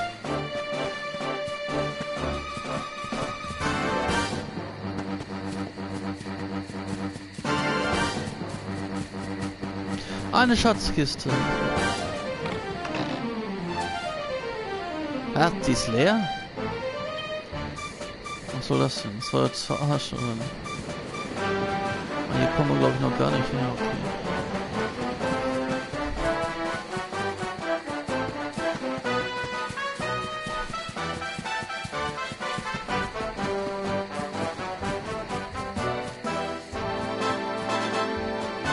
Ah, hier ist sehr schön gemacht.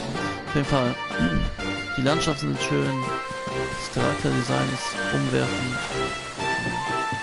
Da haben sie echt wieder Glanzleistungen aufgelegt.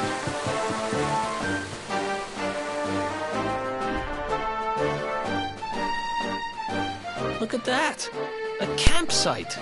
And just when we needed one. Still a fair way to cobblestone. Let's rest up for the night.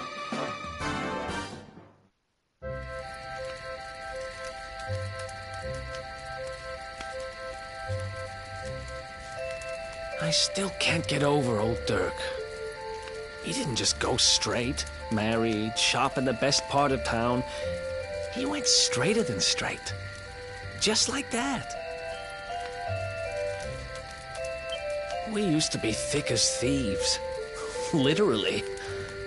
We'd travel the world, always on the hunt for loot. Ah, those were the days.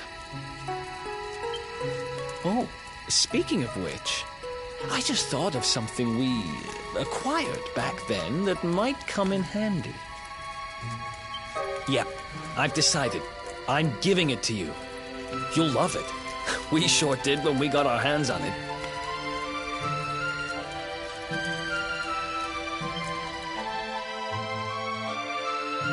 Behold, the fun-size forge. Pop a few raw materials on top, bash 'em with the porta-pounder, and bop's your uncle. New equipment. And I'm not just talking steel swords and the like. Wooden boomerangs, a natty new jerkin. You name it, this thing can make it. Sweating over a hot forge was never exactly my style. But I have a feeling you'll get more use out of it than I ever did.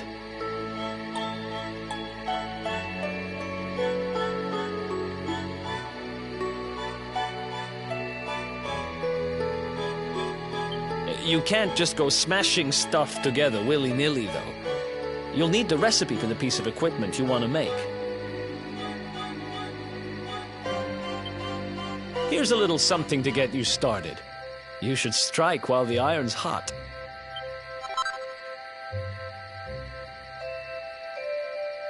So, wir erhalten ein Buch mit dem Titel Schlag auf Schlag pfiffiges Schmiedehandbuch. Okay.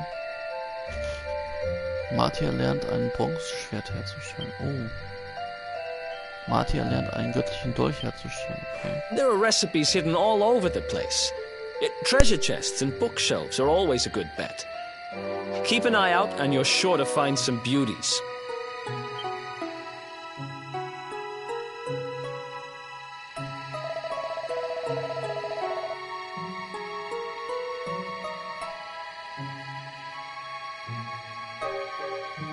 Hier hast du ein paar Materialien für die Anleitungen, die ich dir gegeben habe.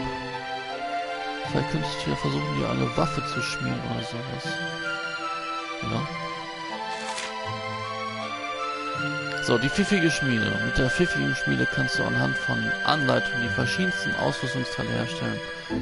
Die Anleitungen verraten dir, welche der auf deinen Abenteuern gesammelten Materialien du jeweils benötigst. Deine Anleitungen findest du in den Schatztruhen und Bücherregalen. Die nötigen Materialien kannst du durch Siege über Monster erbeuten oder an Funkelflecken aufstöbern. Und nun frisch ans Werk. Versuche dein erstes Meisterwerk mit Hilfe der Anleitung zu fertigen, die Erik dir gerade gegeben hat.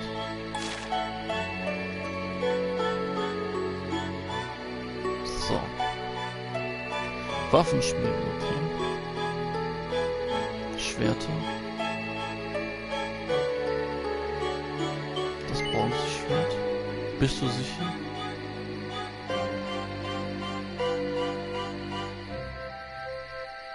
Ja.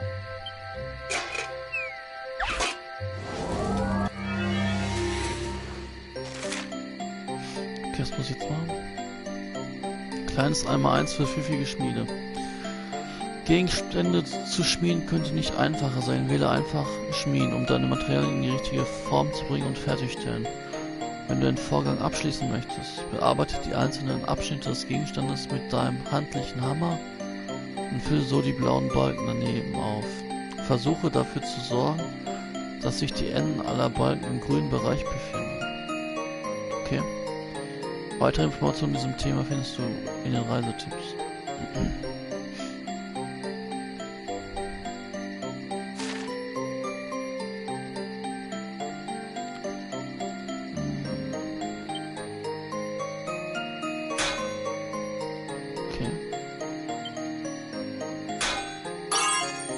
Okay, das haben wir schon mal geschafft.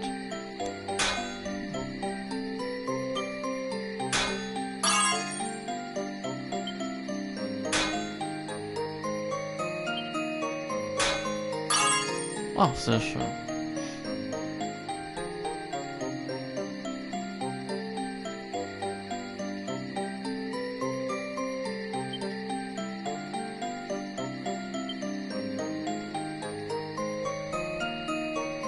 Das Endprodukt wäre jetzt sehr gut, wenn wir jetzt aufhören. Okay.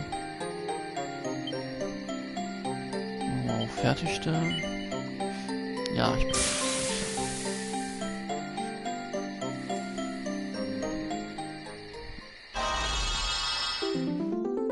Ah, gelungen, sehr schön. Marty stellt ein Bronzeschwert +2. Okay.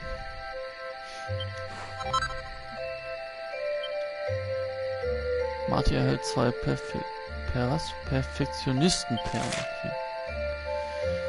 Ausrüstung umarbeiten.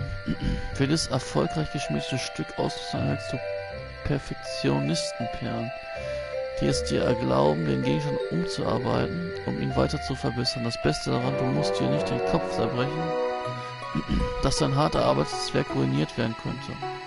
Selbst wenn die Umarbeitung misslingt, verlierst du den bisherigen Gegenstand nicht. Falls du aber Erfolg hast, wirst du mit einem ganz besonderen Stück belohnt.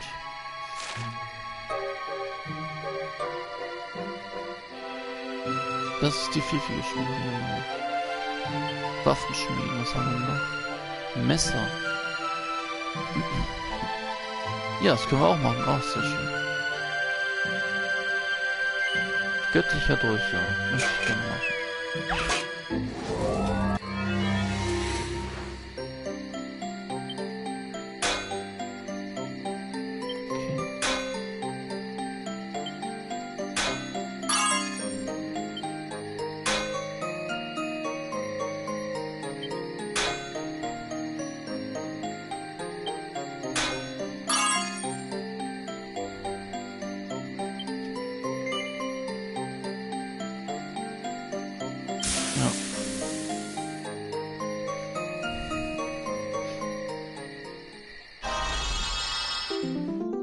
Und gelungen, sehr schön. Marty stellt einen göttlichen Dolch +1 hin. Marty legt den göttlichen Dolch +1 in den Beutel. Marty erhält 2 Perfektionistenperlen. Okay. Was können wir noch machen? Können wir jetzt die Rüstung noch machen? Hüte. Okay, den können wir nicht machen.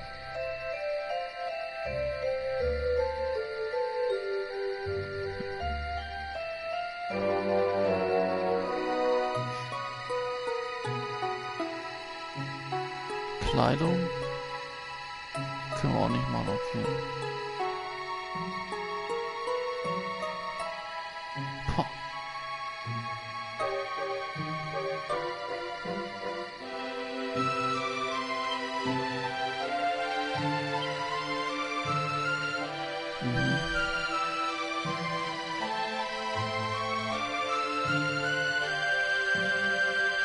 Was kann man machen? Umzuarbeiten. Oh, erstmal die Kleidung hier, oder? Ja, eine.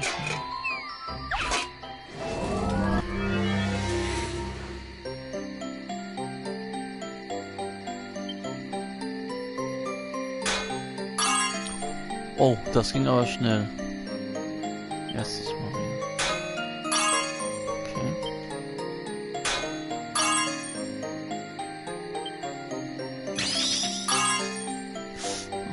Okay, das war schon perfekt.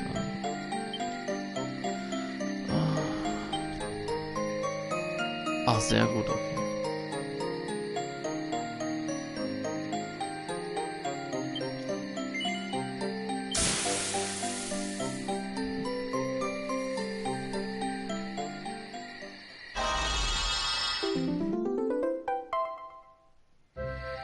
Das Reisegewand aus dem Besitz von Marty wird zu einem Reisegewand +2 umgearbeitet, okay.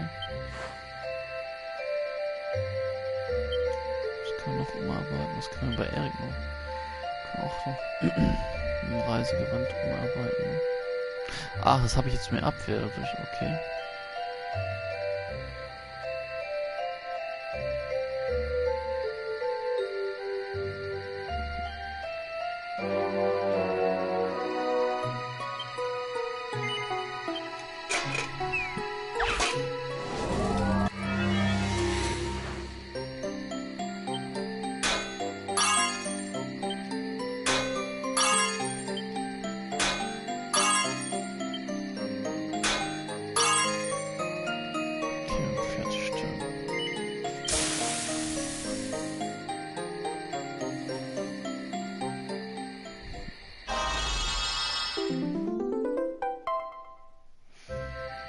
+1, okay.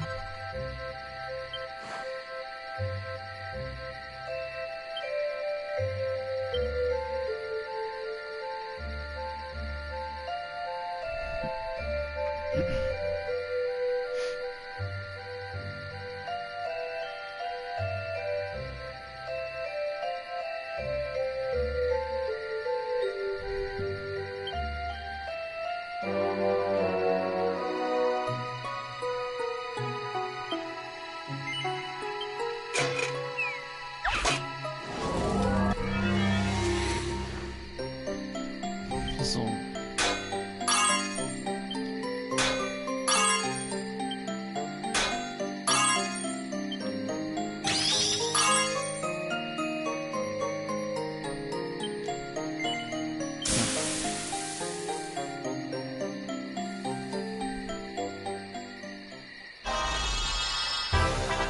Perfekt, oh. Auch schon. Der Lederhut aus dem Besitz von einem wurde zu einem Lederhut +3 umarbeitet. Okay.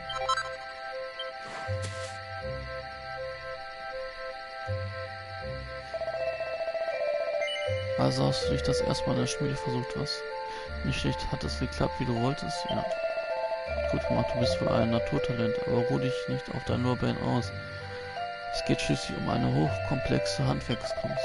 Ach übrigens, kannst du die pfiffige Schmiede jederzeit rausholen, wenn wir uns an einem Lagerplatz ausruhen. Wenn du also neue Ausrüstung herstellen willst, halte auch schon nach einem Lagerfeuer. Na gut, für heute sollten wir es gut sein lassen. Es war ein sehr langer Tag, ruhen wir uns aus, solange es geht.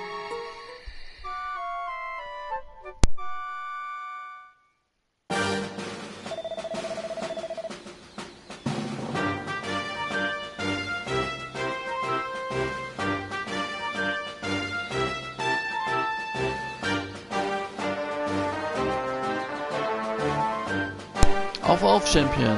Die Sonne steht schon hoch am Himmel. Zeit, dass wir uns nach Kieslingen aufmachen. Boss am Amboss. Trophäe erhalten, sehr schön. Für die Herstellung eines Ausrüstungsteils der Qualitätsstufe +3 mit der pfiffigen Schmiede. Ah.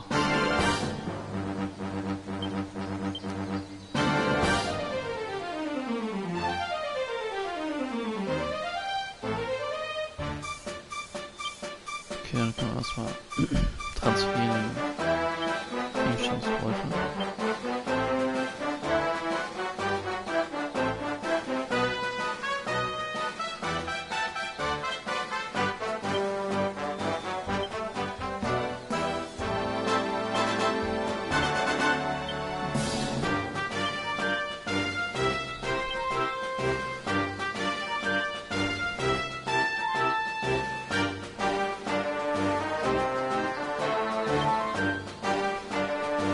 So, Transfer auf Martin.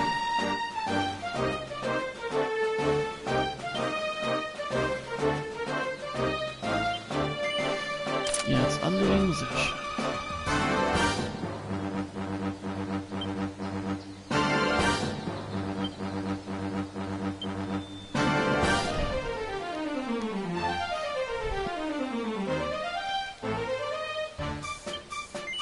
Ja, auch anlegen.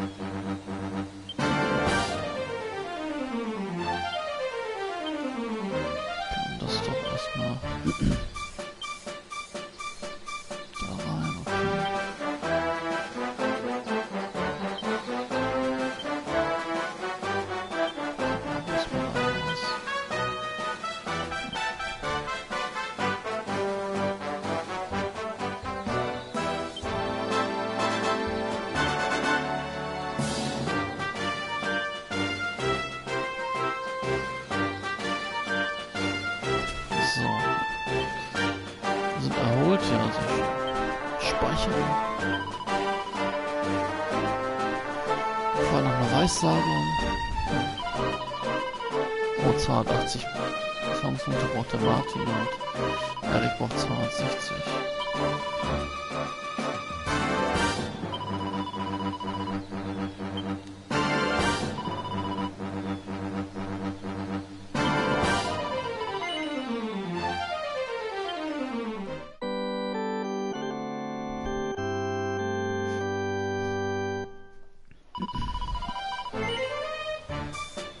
Ja, wir möchten es fortsetzen.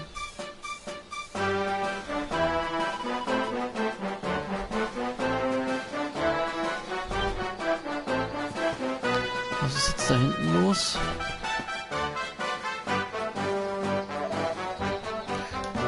Schnüffel, Schnüffel.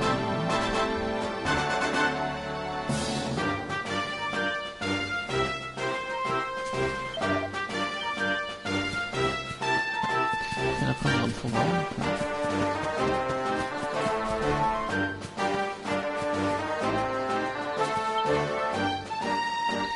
Das Mal auf der Hand von Martin leuchtet, es scheint auf die eigenartig geformte Pflanze zu reagieren. Seine Hand nach ihr ausstrecken, ja.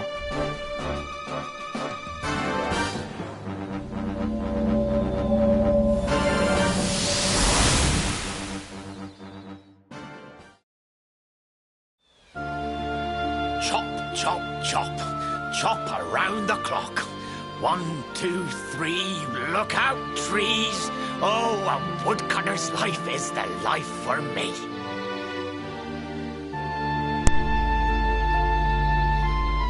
Hau, hau, hau, das Holz, ich hau's Tag ein, Tag aus. 1, 2, 3, ich hau die Bäume in 2. Oh, lustig, das Holz für daneben.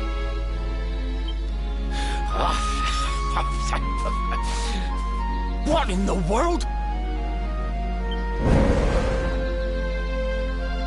I repaired the bridge only yesterday, and now some blighter's gone and destroyed it again. If I ever find out who did this, I swear I'll... Ta-da! You called? Tricky devil at your service. I went to a lot of trouble to smash at this stupid bridge. I'm not about to let you fix it again. Here, get a load of my devilishly tricky shapeshift beam.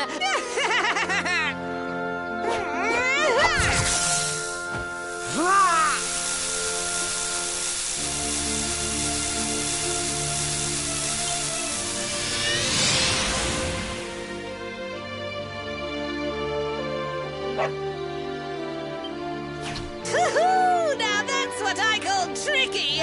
1 minute you're a silly old woodcutter, the next minute you're a smelly old dog. I'm a devilish genius. Now, what mischief shall I get up to next? Oh, so much trouble to cause so little time. Bye, doggy. Stay.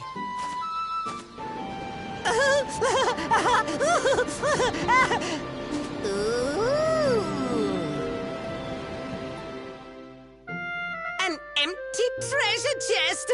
I think I've just hit upon my most devilish trick yet.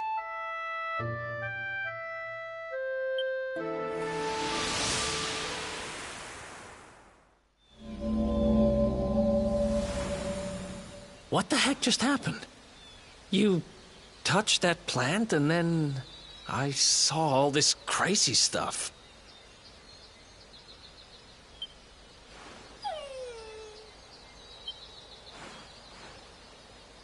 You really expect me to believe that this mutt here is actually the woodcutter? Huh. There's never a dull moment with you around. I'm gladder every day I broke you out of jail. Well, all I know for sure is that we're never going to get out of this forest until we get that bridge fixed.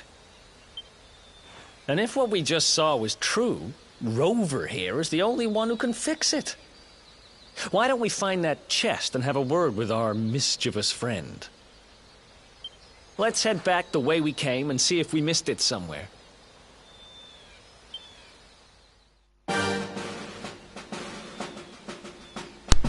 Versehen habe ich sie nicht. Da waren wir auch schon.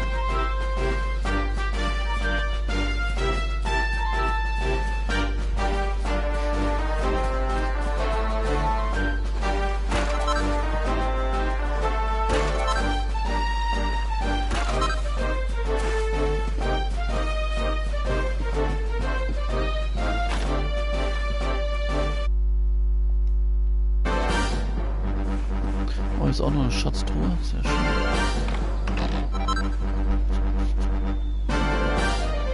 Ein Anwendungsbuch mit dem Titel Schuppenküche.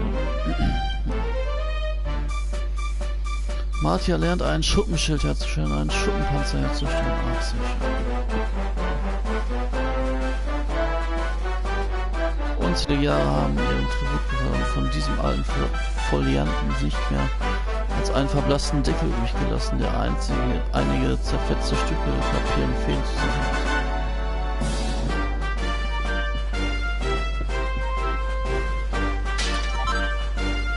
Eine kleine Schuppe, da ist nichts drin. 2 Klumpen Kupfererz, ja, Wolski.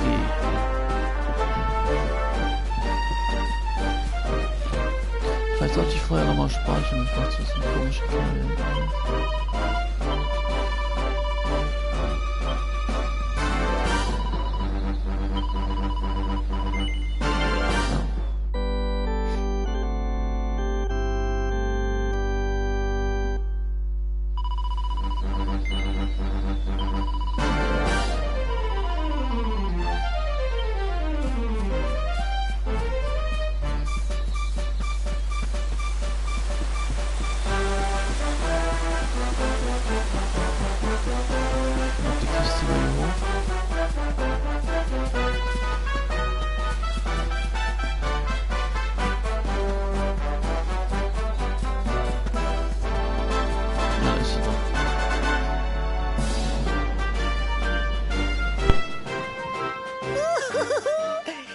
My next victims. Ta-da! Introducing the one, the only, Tricky Devil! Hi. Hey, you're supposed to be shocked by my devilish trickiness. No? Time for plan B then. Take this! Ha!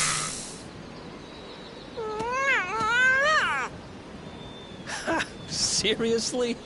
The only thing I'm shocked by is how lame you are. What did you just... Oh, cheeky devil! Don't you know who I am? I'll teach you. For my next trick, I'm gonna beat you to a pulp!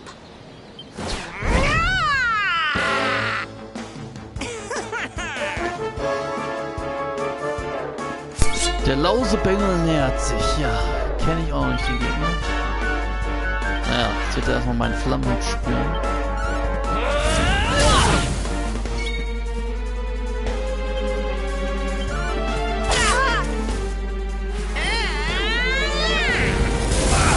Ach, Knister wirkt er. Ach, sehr schön. Das ist auch nicht schlecht.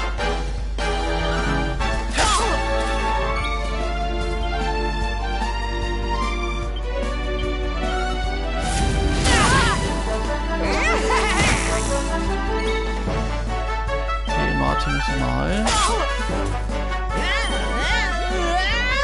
Ach, er heilt sich auf. Was gibt's dann hier?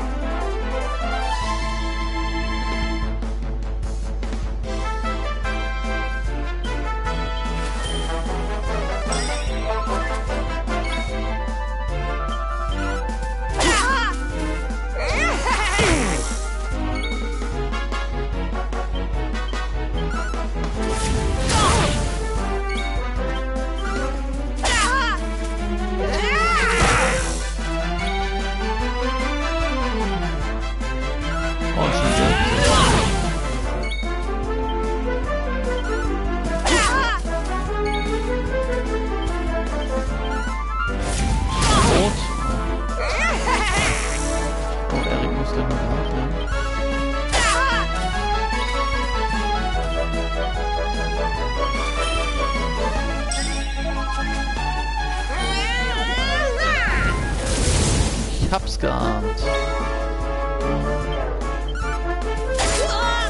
Und weggesagt. Der Lausebengel wurde besiegt. Jawohl.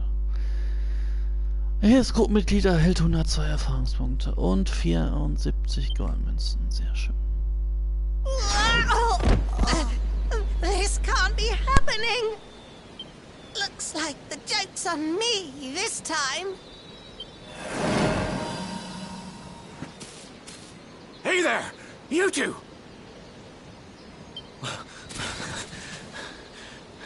Oh, look! It's our pal the Pooch.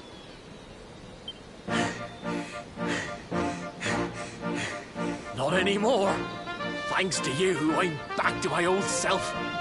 I'm Flint the Woodcutter, by the way. And I owe you more than words can possibly say. How can I ever repay you? It's funny you should ask. We were hoping that some kind soul might fix that bridge the monster smashed up. It would be my pleasure. Why don't you go back to my cabin and put your feet up? I was hoping you'd say that. Much obliged.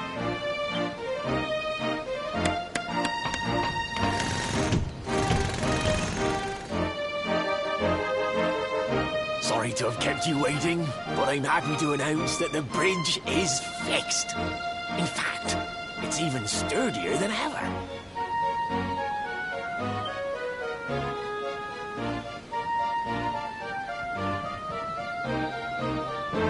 You don't hang about, huh? Thanks. You've really helped us out.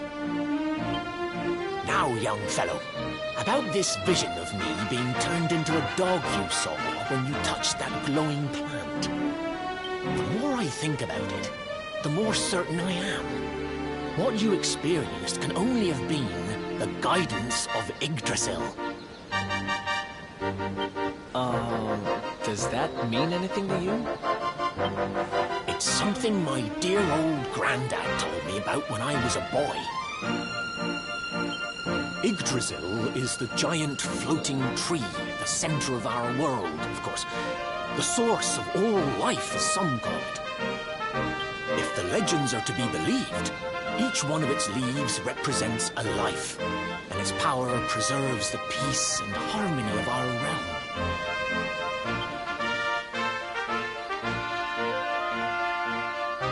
The glowing plant you found in the forest is actually a part of Yggdrasil, a piece of root poking through from beneath.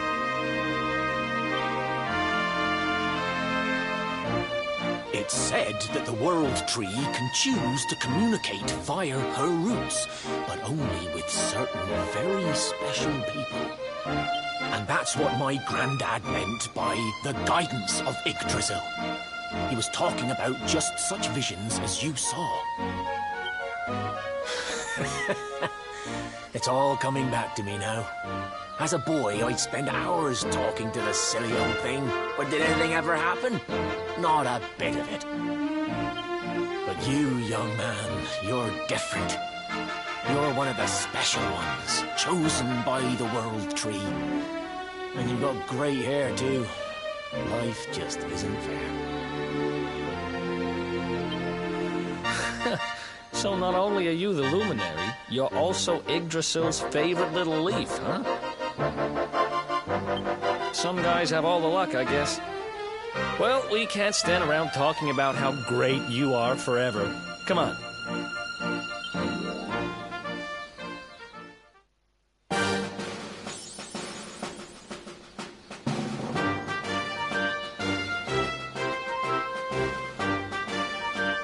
Jawohl, und noch eine Trophäe.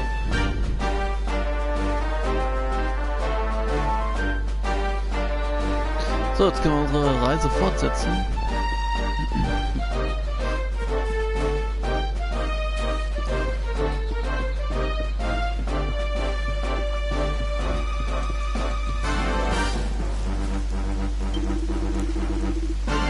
Oh, ihr seid es. Danke nochmal, wenn ihr nicht gewesen wärt, wäre ich niemals hierher gekommen. Also, willkommen beim Weltreise- und Warenhändler. Wie kann ich euch helfen? Was hat er denn?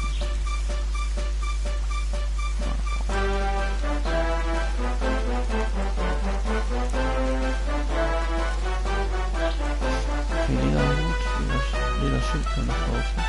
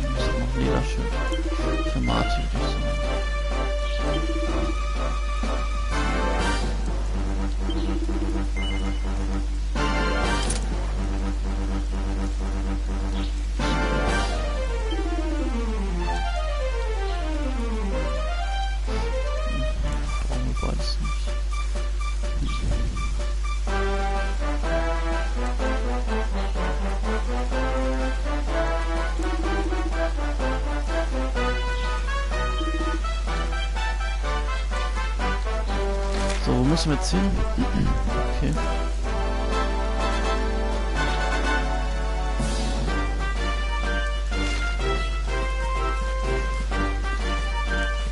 Was ist jetzt hier noch? Ach, Gegner.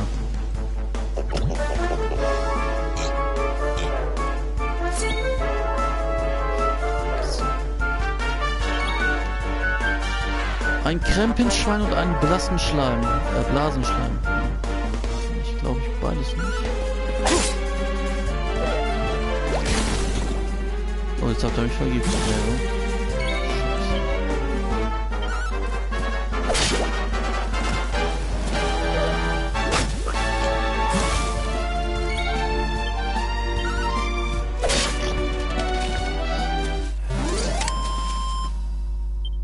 Ha! So, 32 Erfahrungspunkte und 23 Goldmünzen.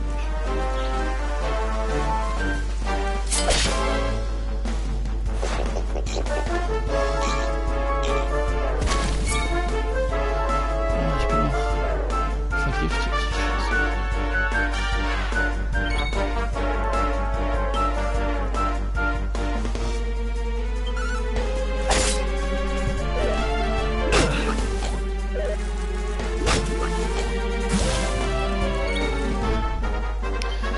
Zauber gegen Gift haben wir haben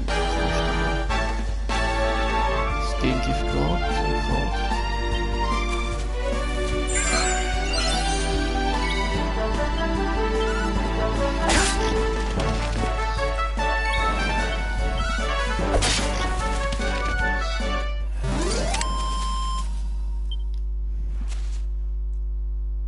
So, 30 Erfahrungspunkte, 24 Goldmünzen.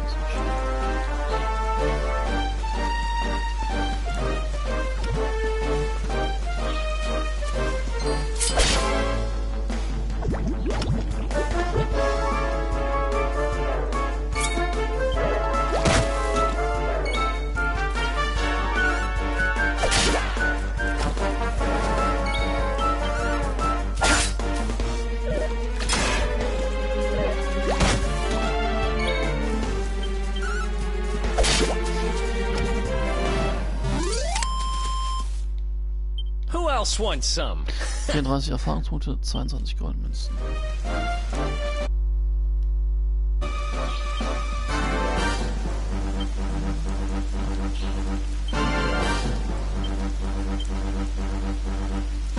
Auf Martin.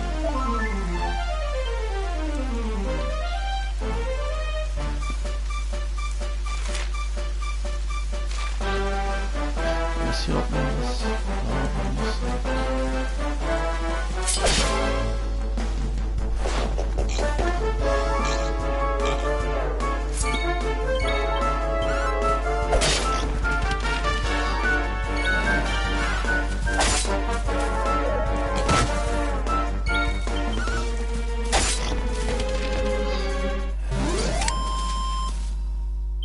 Ha!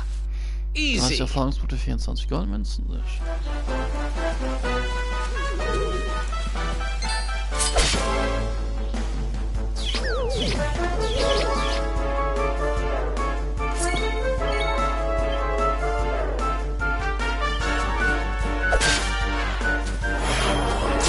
Oh, gestärkt.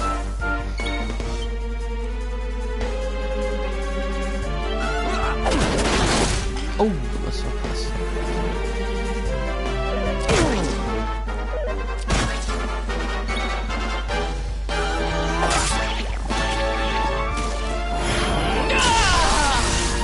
Ah, sehr schön.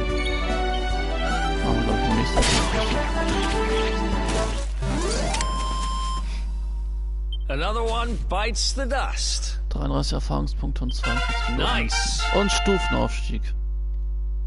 Erik erreicht Stufe 9.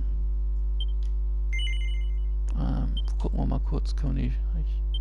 Ich meine nicht. So. Da brauchen wir noch 6.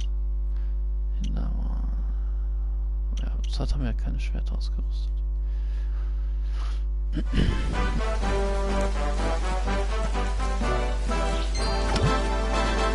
Was war das?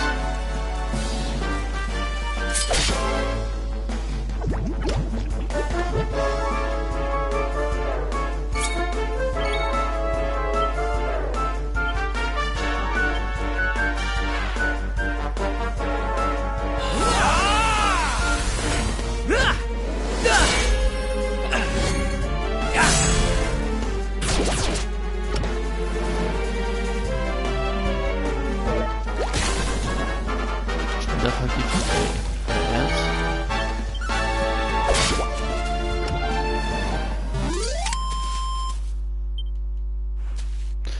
Erfahrungspunkte, 20 Goldmünzen und Martia erreicht Stufe 9. Martia erlernt einen neuen Zauber Hintertür. Ja, richtig verwenden. Können wir denn jetzt hier irgendwie 6 Dinge ein? Ja. Da könnten wir... Okay, da brauchen wir 10. Da brauchen wir 8. Das haben wir zurzeit nicht. Nehmen wir erstmal die 6 Punkte. Chance auf kritische Treffer mit Schwertern plus 2%. Das brauchen wir auf jeden Fall.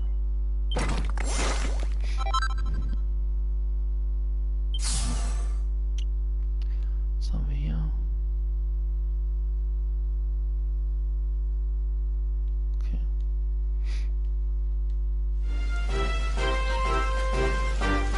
Marty ist immer noch so giftig, das gibt's ja nicht.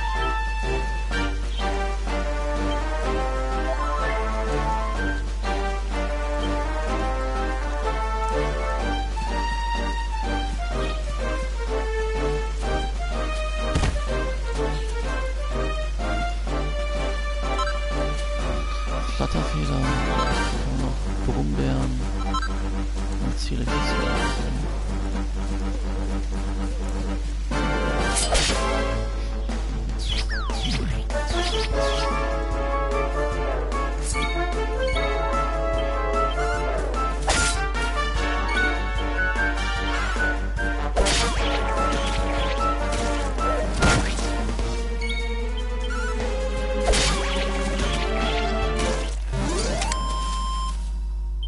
Who else wants some? 18 Erfahrung, 32 Goldmünzen.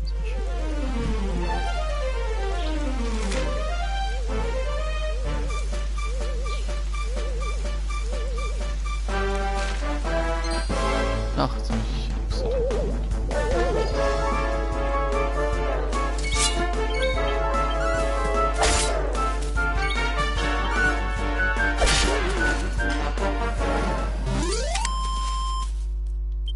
Ha! 15 Erfahrung und Easy. 10 Goldmünzen.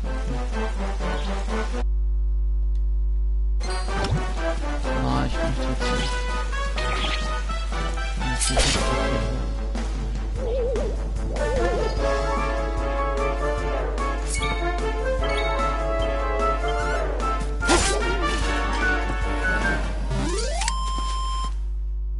Another one bites the 15 dust. Erfahrungspunkte und 10 Goldmünzen.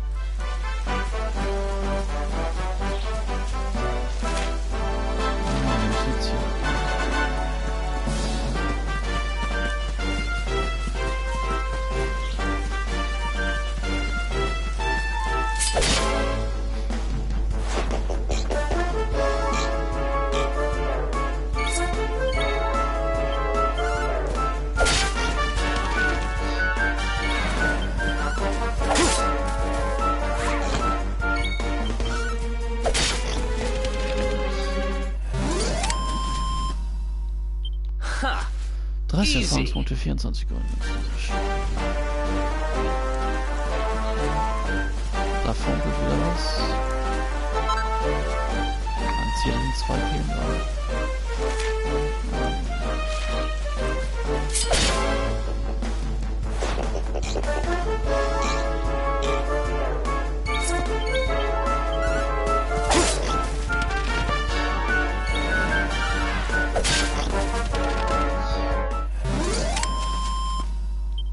Who else wants 30 some? Erfahrung, 24 Goldmünzen.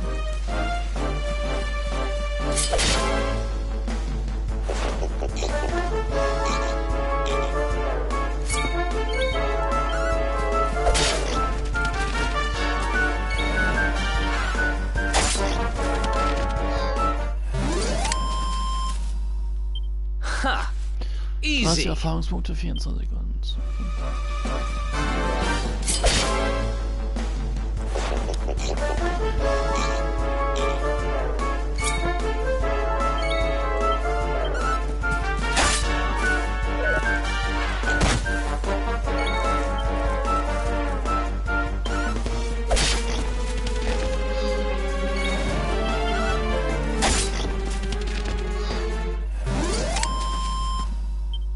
Another one bites the 30 dust. Erfahrungspunkte, 24 Goldmünzen.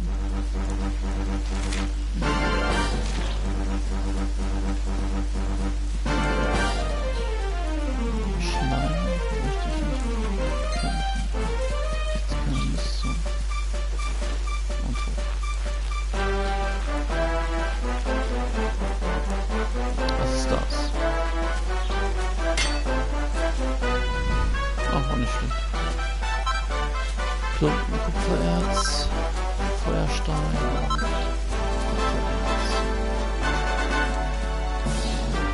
und eine Schatztruhe. Herrlich.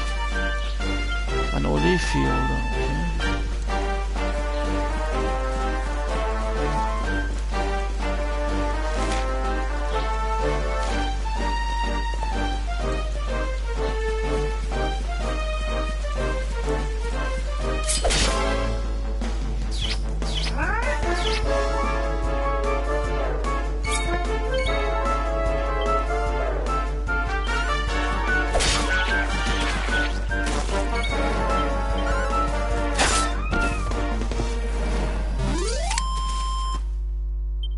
Ha! Easy. 21 Erfahrungspunkte, 26 Gold.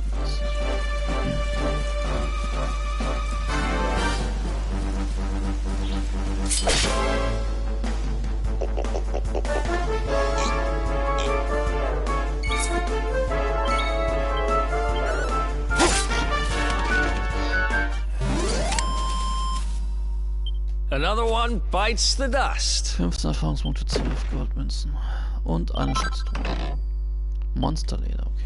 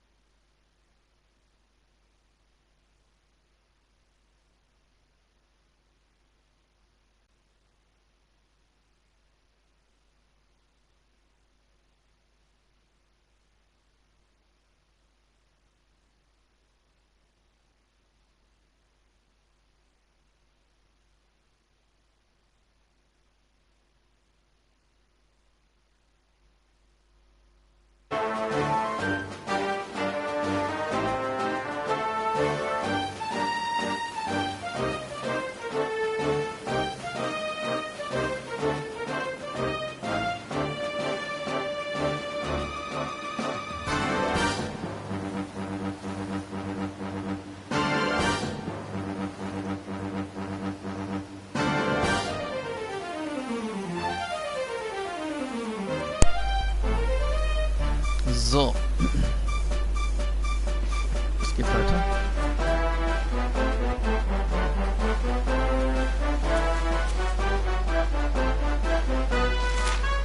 Wir sind jetzt... Ach, da sind wir jetzt. Wir müssen jetzt da runter nach Kiesling.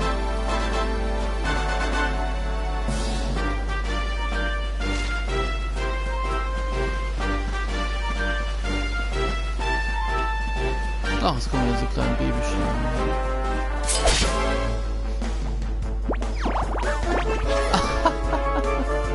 Ach, wie süß. Wie drollig. Dann sind wir erstmal fertig.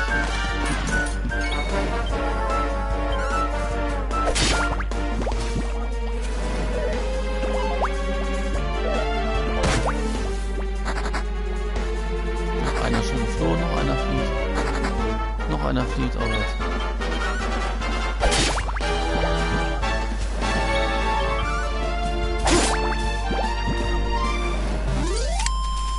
Was kriegen wir jetzt dafür?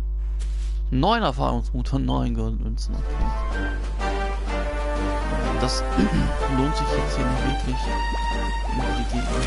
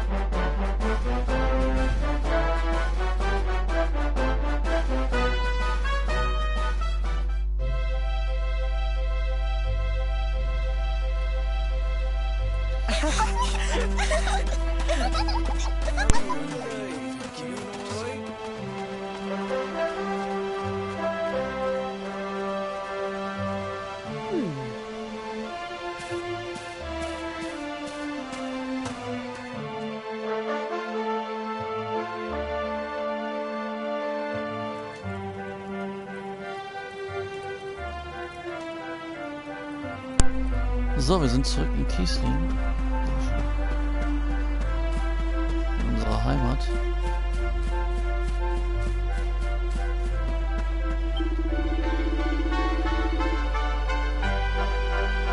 Wie hier in Kiesling bekommt nicht oft Besuch. Ich hoffe, ihr genießt euren Aufenthalt.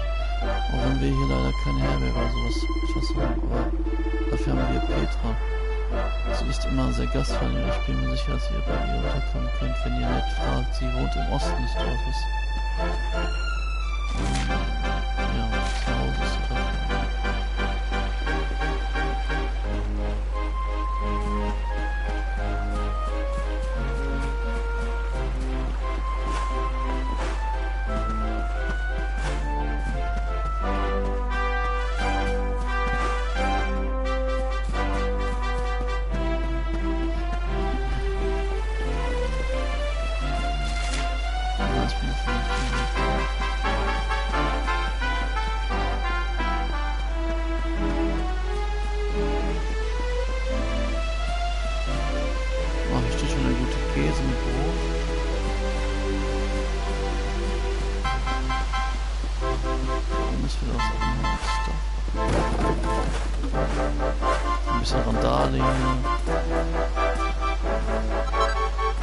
Eine Flatterfeder.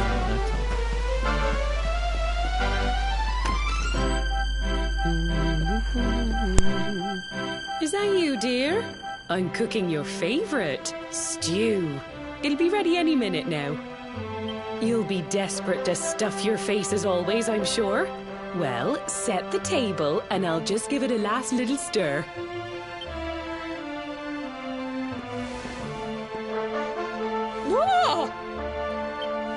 Who are you? And what are you doing in my house?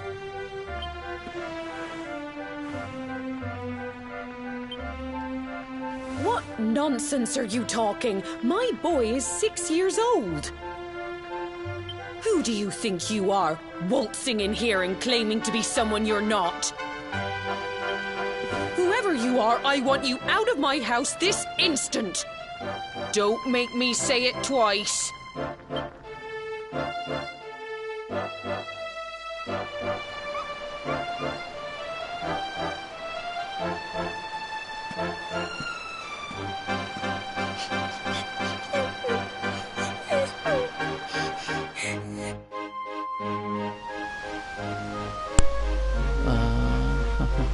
Die wurden wahrscheinlich verzaubert. Jetzt ist nichts mehr wissen. Und irgendwie in die Vergangenheit zurückgeschickt. Natürlich.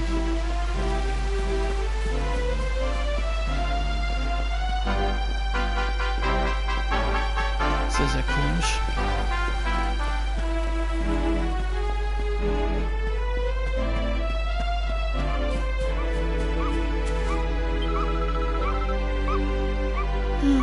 Mein Kopftuch.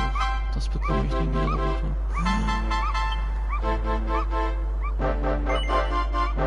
Das Kopftuch des Mädchens hat sich in den Ästen des Baumes verfangen.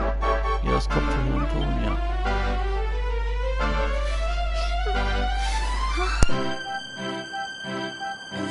Thank you, mister.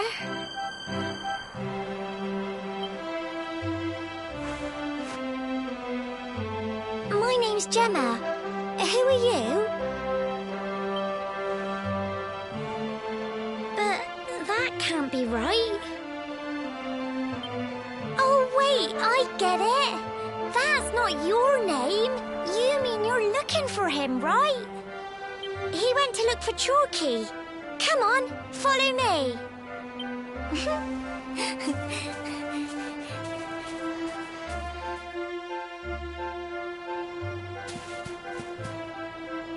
Bringst du uns dazu unserem nur ich oder wie? Ich kann jetzt verstehen.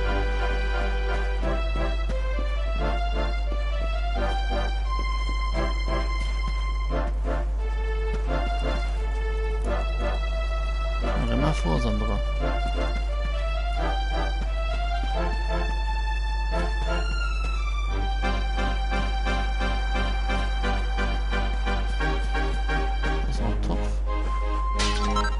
Ach, 11 Goldmünzen.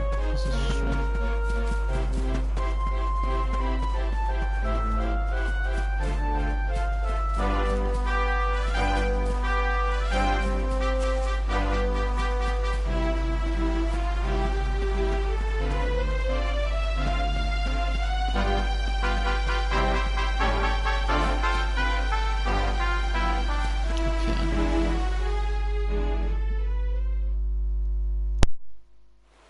Hey, Grandad, can I borrow your ladder?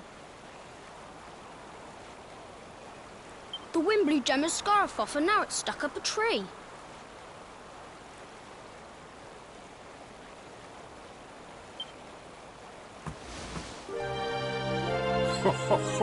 Well, we can't be having that now, can we?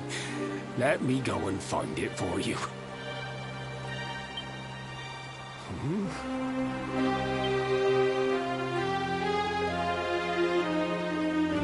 We don't need the ladder anymore.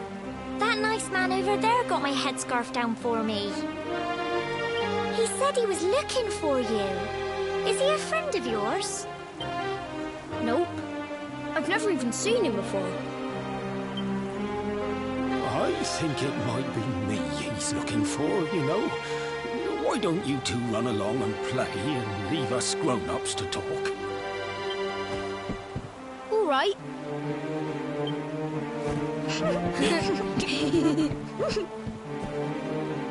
Well, well, well. It's you, isn't it?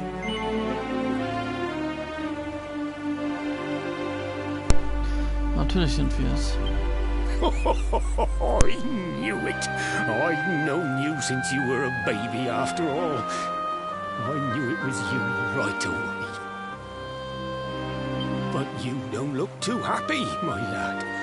Care to tell your old Grandad what's on your mind?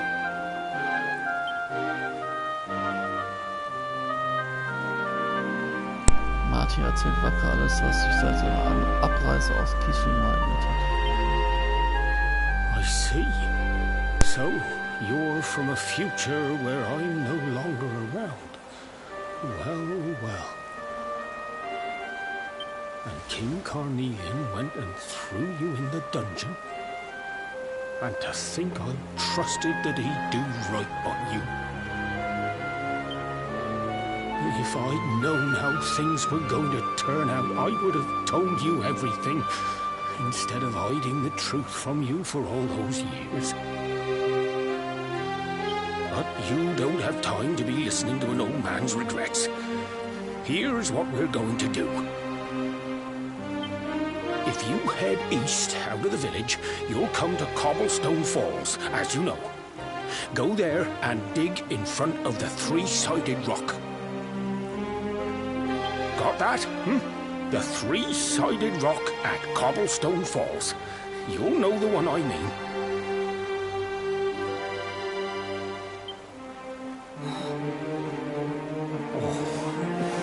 Oh, but what a fine figure of a man you've become. I'm so glad I got to see you all grown up. You be good now, lad. Don't waste your time bearing grudges. Live life with love in your heart. Always saw me right.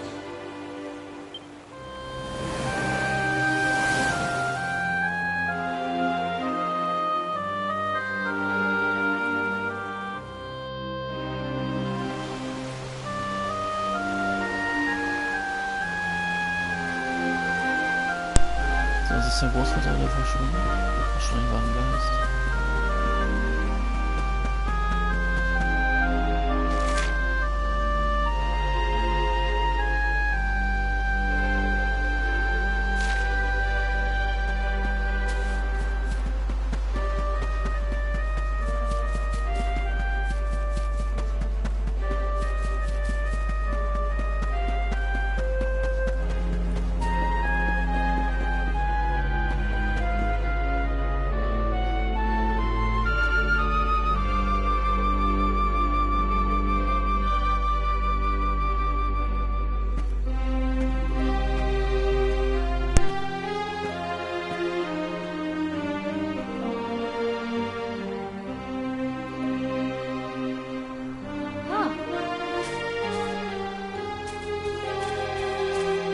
Thanks for getting Gemma's headscarf back for her. Come back and play any time you like.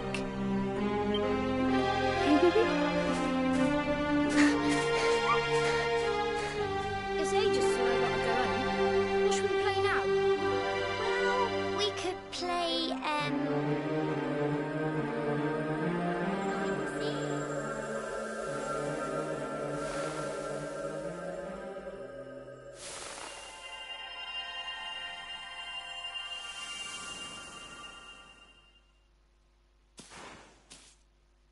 Are you okay? I lost you for a minute there.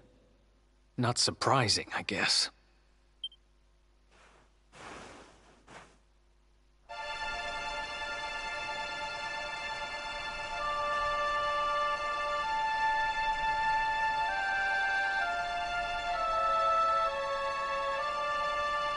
I can't believe they do this. And just because you grew up here? What kind of animals are they? Jasper and his goons must have ridden straight here after you got thrown in the dungeons and torched the place. Hey, just now, when you zoned out, the mark on your hand was glowing, and so was the root wrapped around that tree. Was it... Wow. So you went back in time and spoke with your granddad and yourself? That is seriously weird.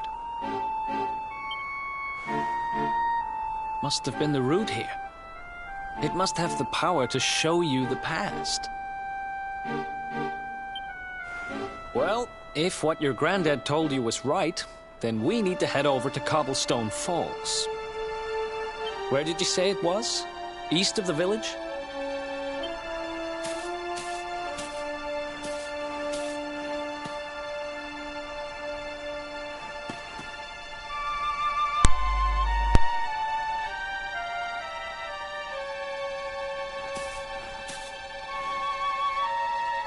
Listen, I know this can't be easy, but hanging around here isn't going to do anybody any good.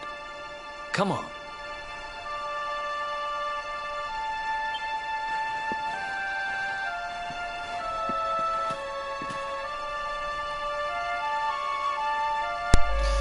Ja, da waren wir wohl in die Vergangenheit gereist. Und das Dorf ist natürlich verwüstet. Schrecklich.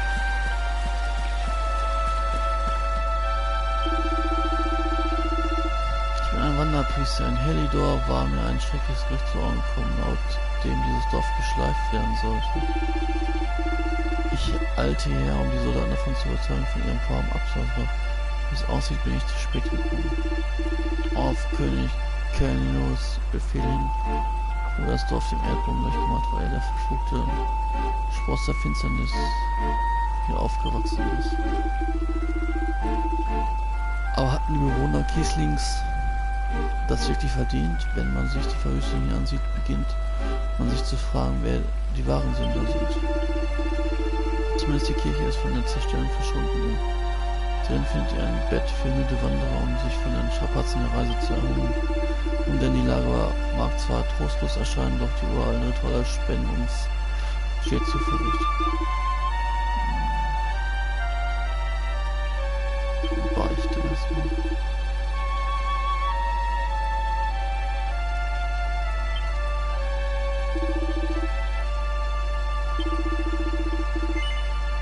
Ja, sind sicher.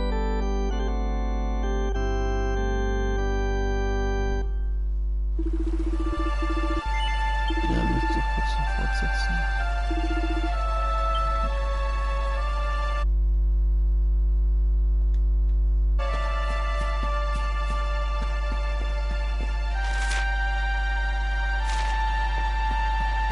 Also östlich von Kiesling ist ein Wasserfall. Okay.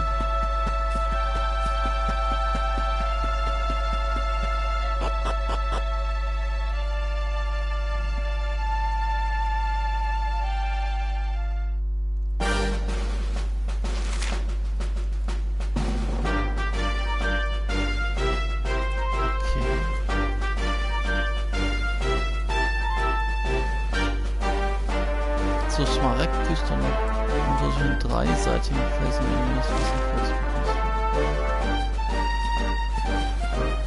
Das sieht noch nicht das Pferdchen.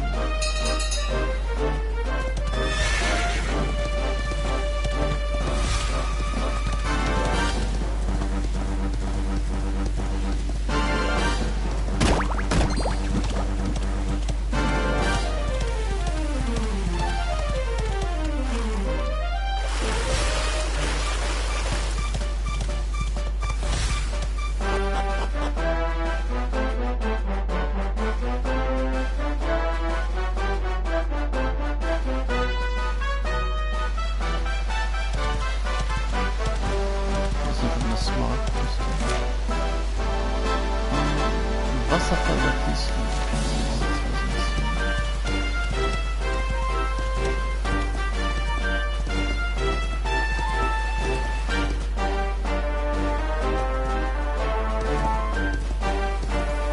Das auf der Felsen.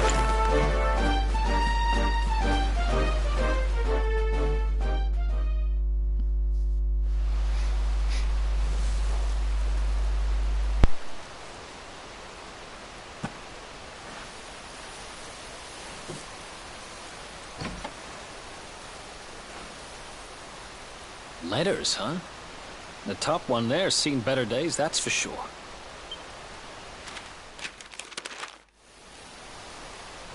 My dearest, darling baby boy, when finally you come to read this, I will almost certainly be long dead. You see, not long after you were born, our beloved kingdom of Dundrasil was attacked by an army of monsters. I was forced to flee with you in my arms and expended the last of my strength in ensuring that you escaped to safety. If you are fortunate enough to have been found by some kindly soul, you must seek out the King of Heliodor when you come of age. Our kingdom and his have long enjoyed close relations, and your father and I would trust him with our lives. Never forget, my son, you are a prince of the kingdom of Dundrasil. But more than that, You are the luminary. Yours is a weighty burden indeed. It is you who must stand against the darkness and banish it from our world. In time, you will come to understand. It breaks my heart to leave you, my darling, but it is the only way. I only hope that one day you... It's from someone important to you, right? Your mother or something? Don't worry, you can tell me about it later. What about the other one?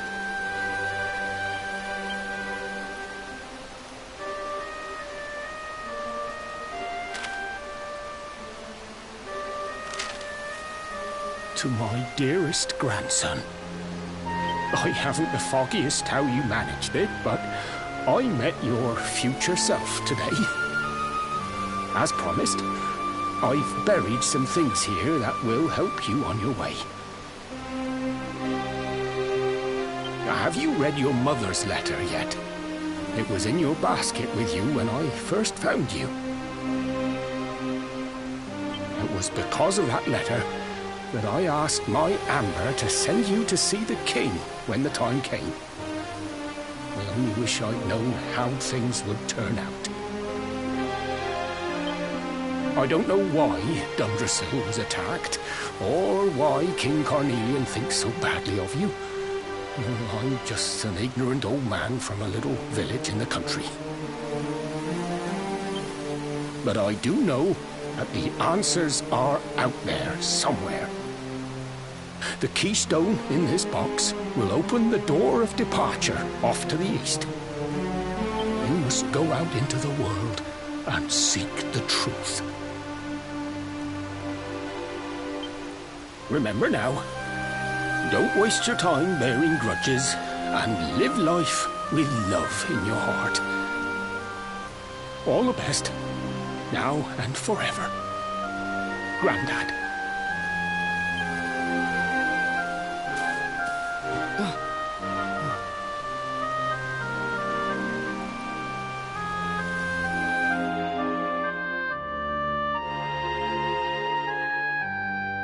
Marty erhält den Schlüsselstein. So we use the keystone to open the door of departure and head out into the world, huh? Well, sounds easy enough. You better believe I'm coming with you.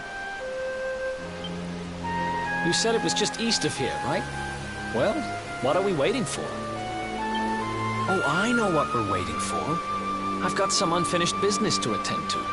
The orb. The King Sparrow's not too far from here. Just down the way, in fact. Let's go claim what's rightfully mine.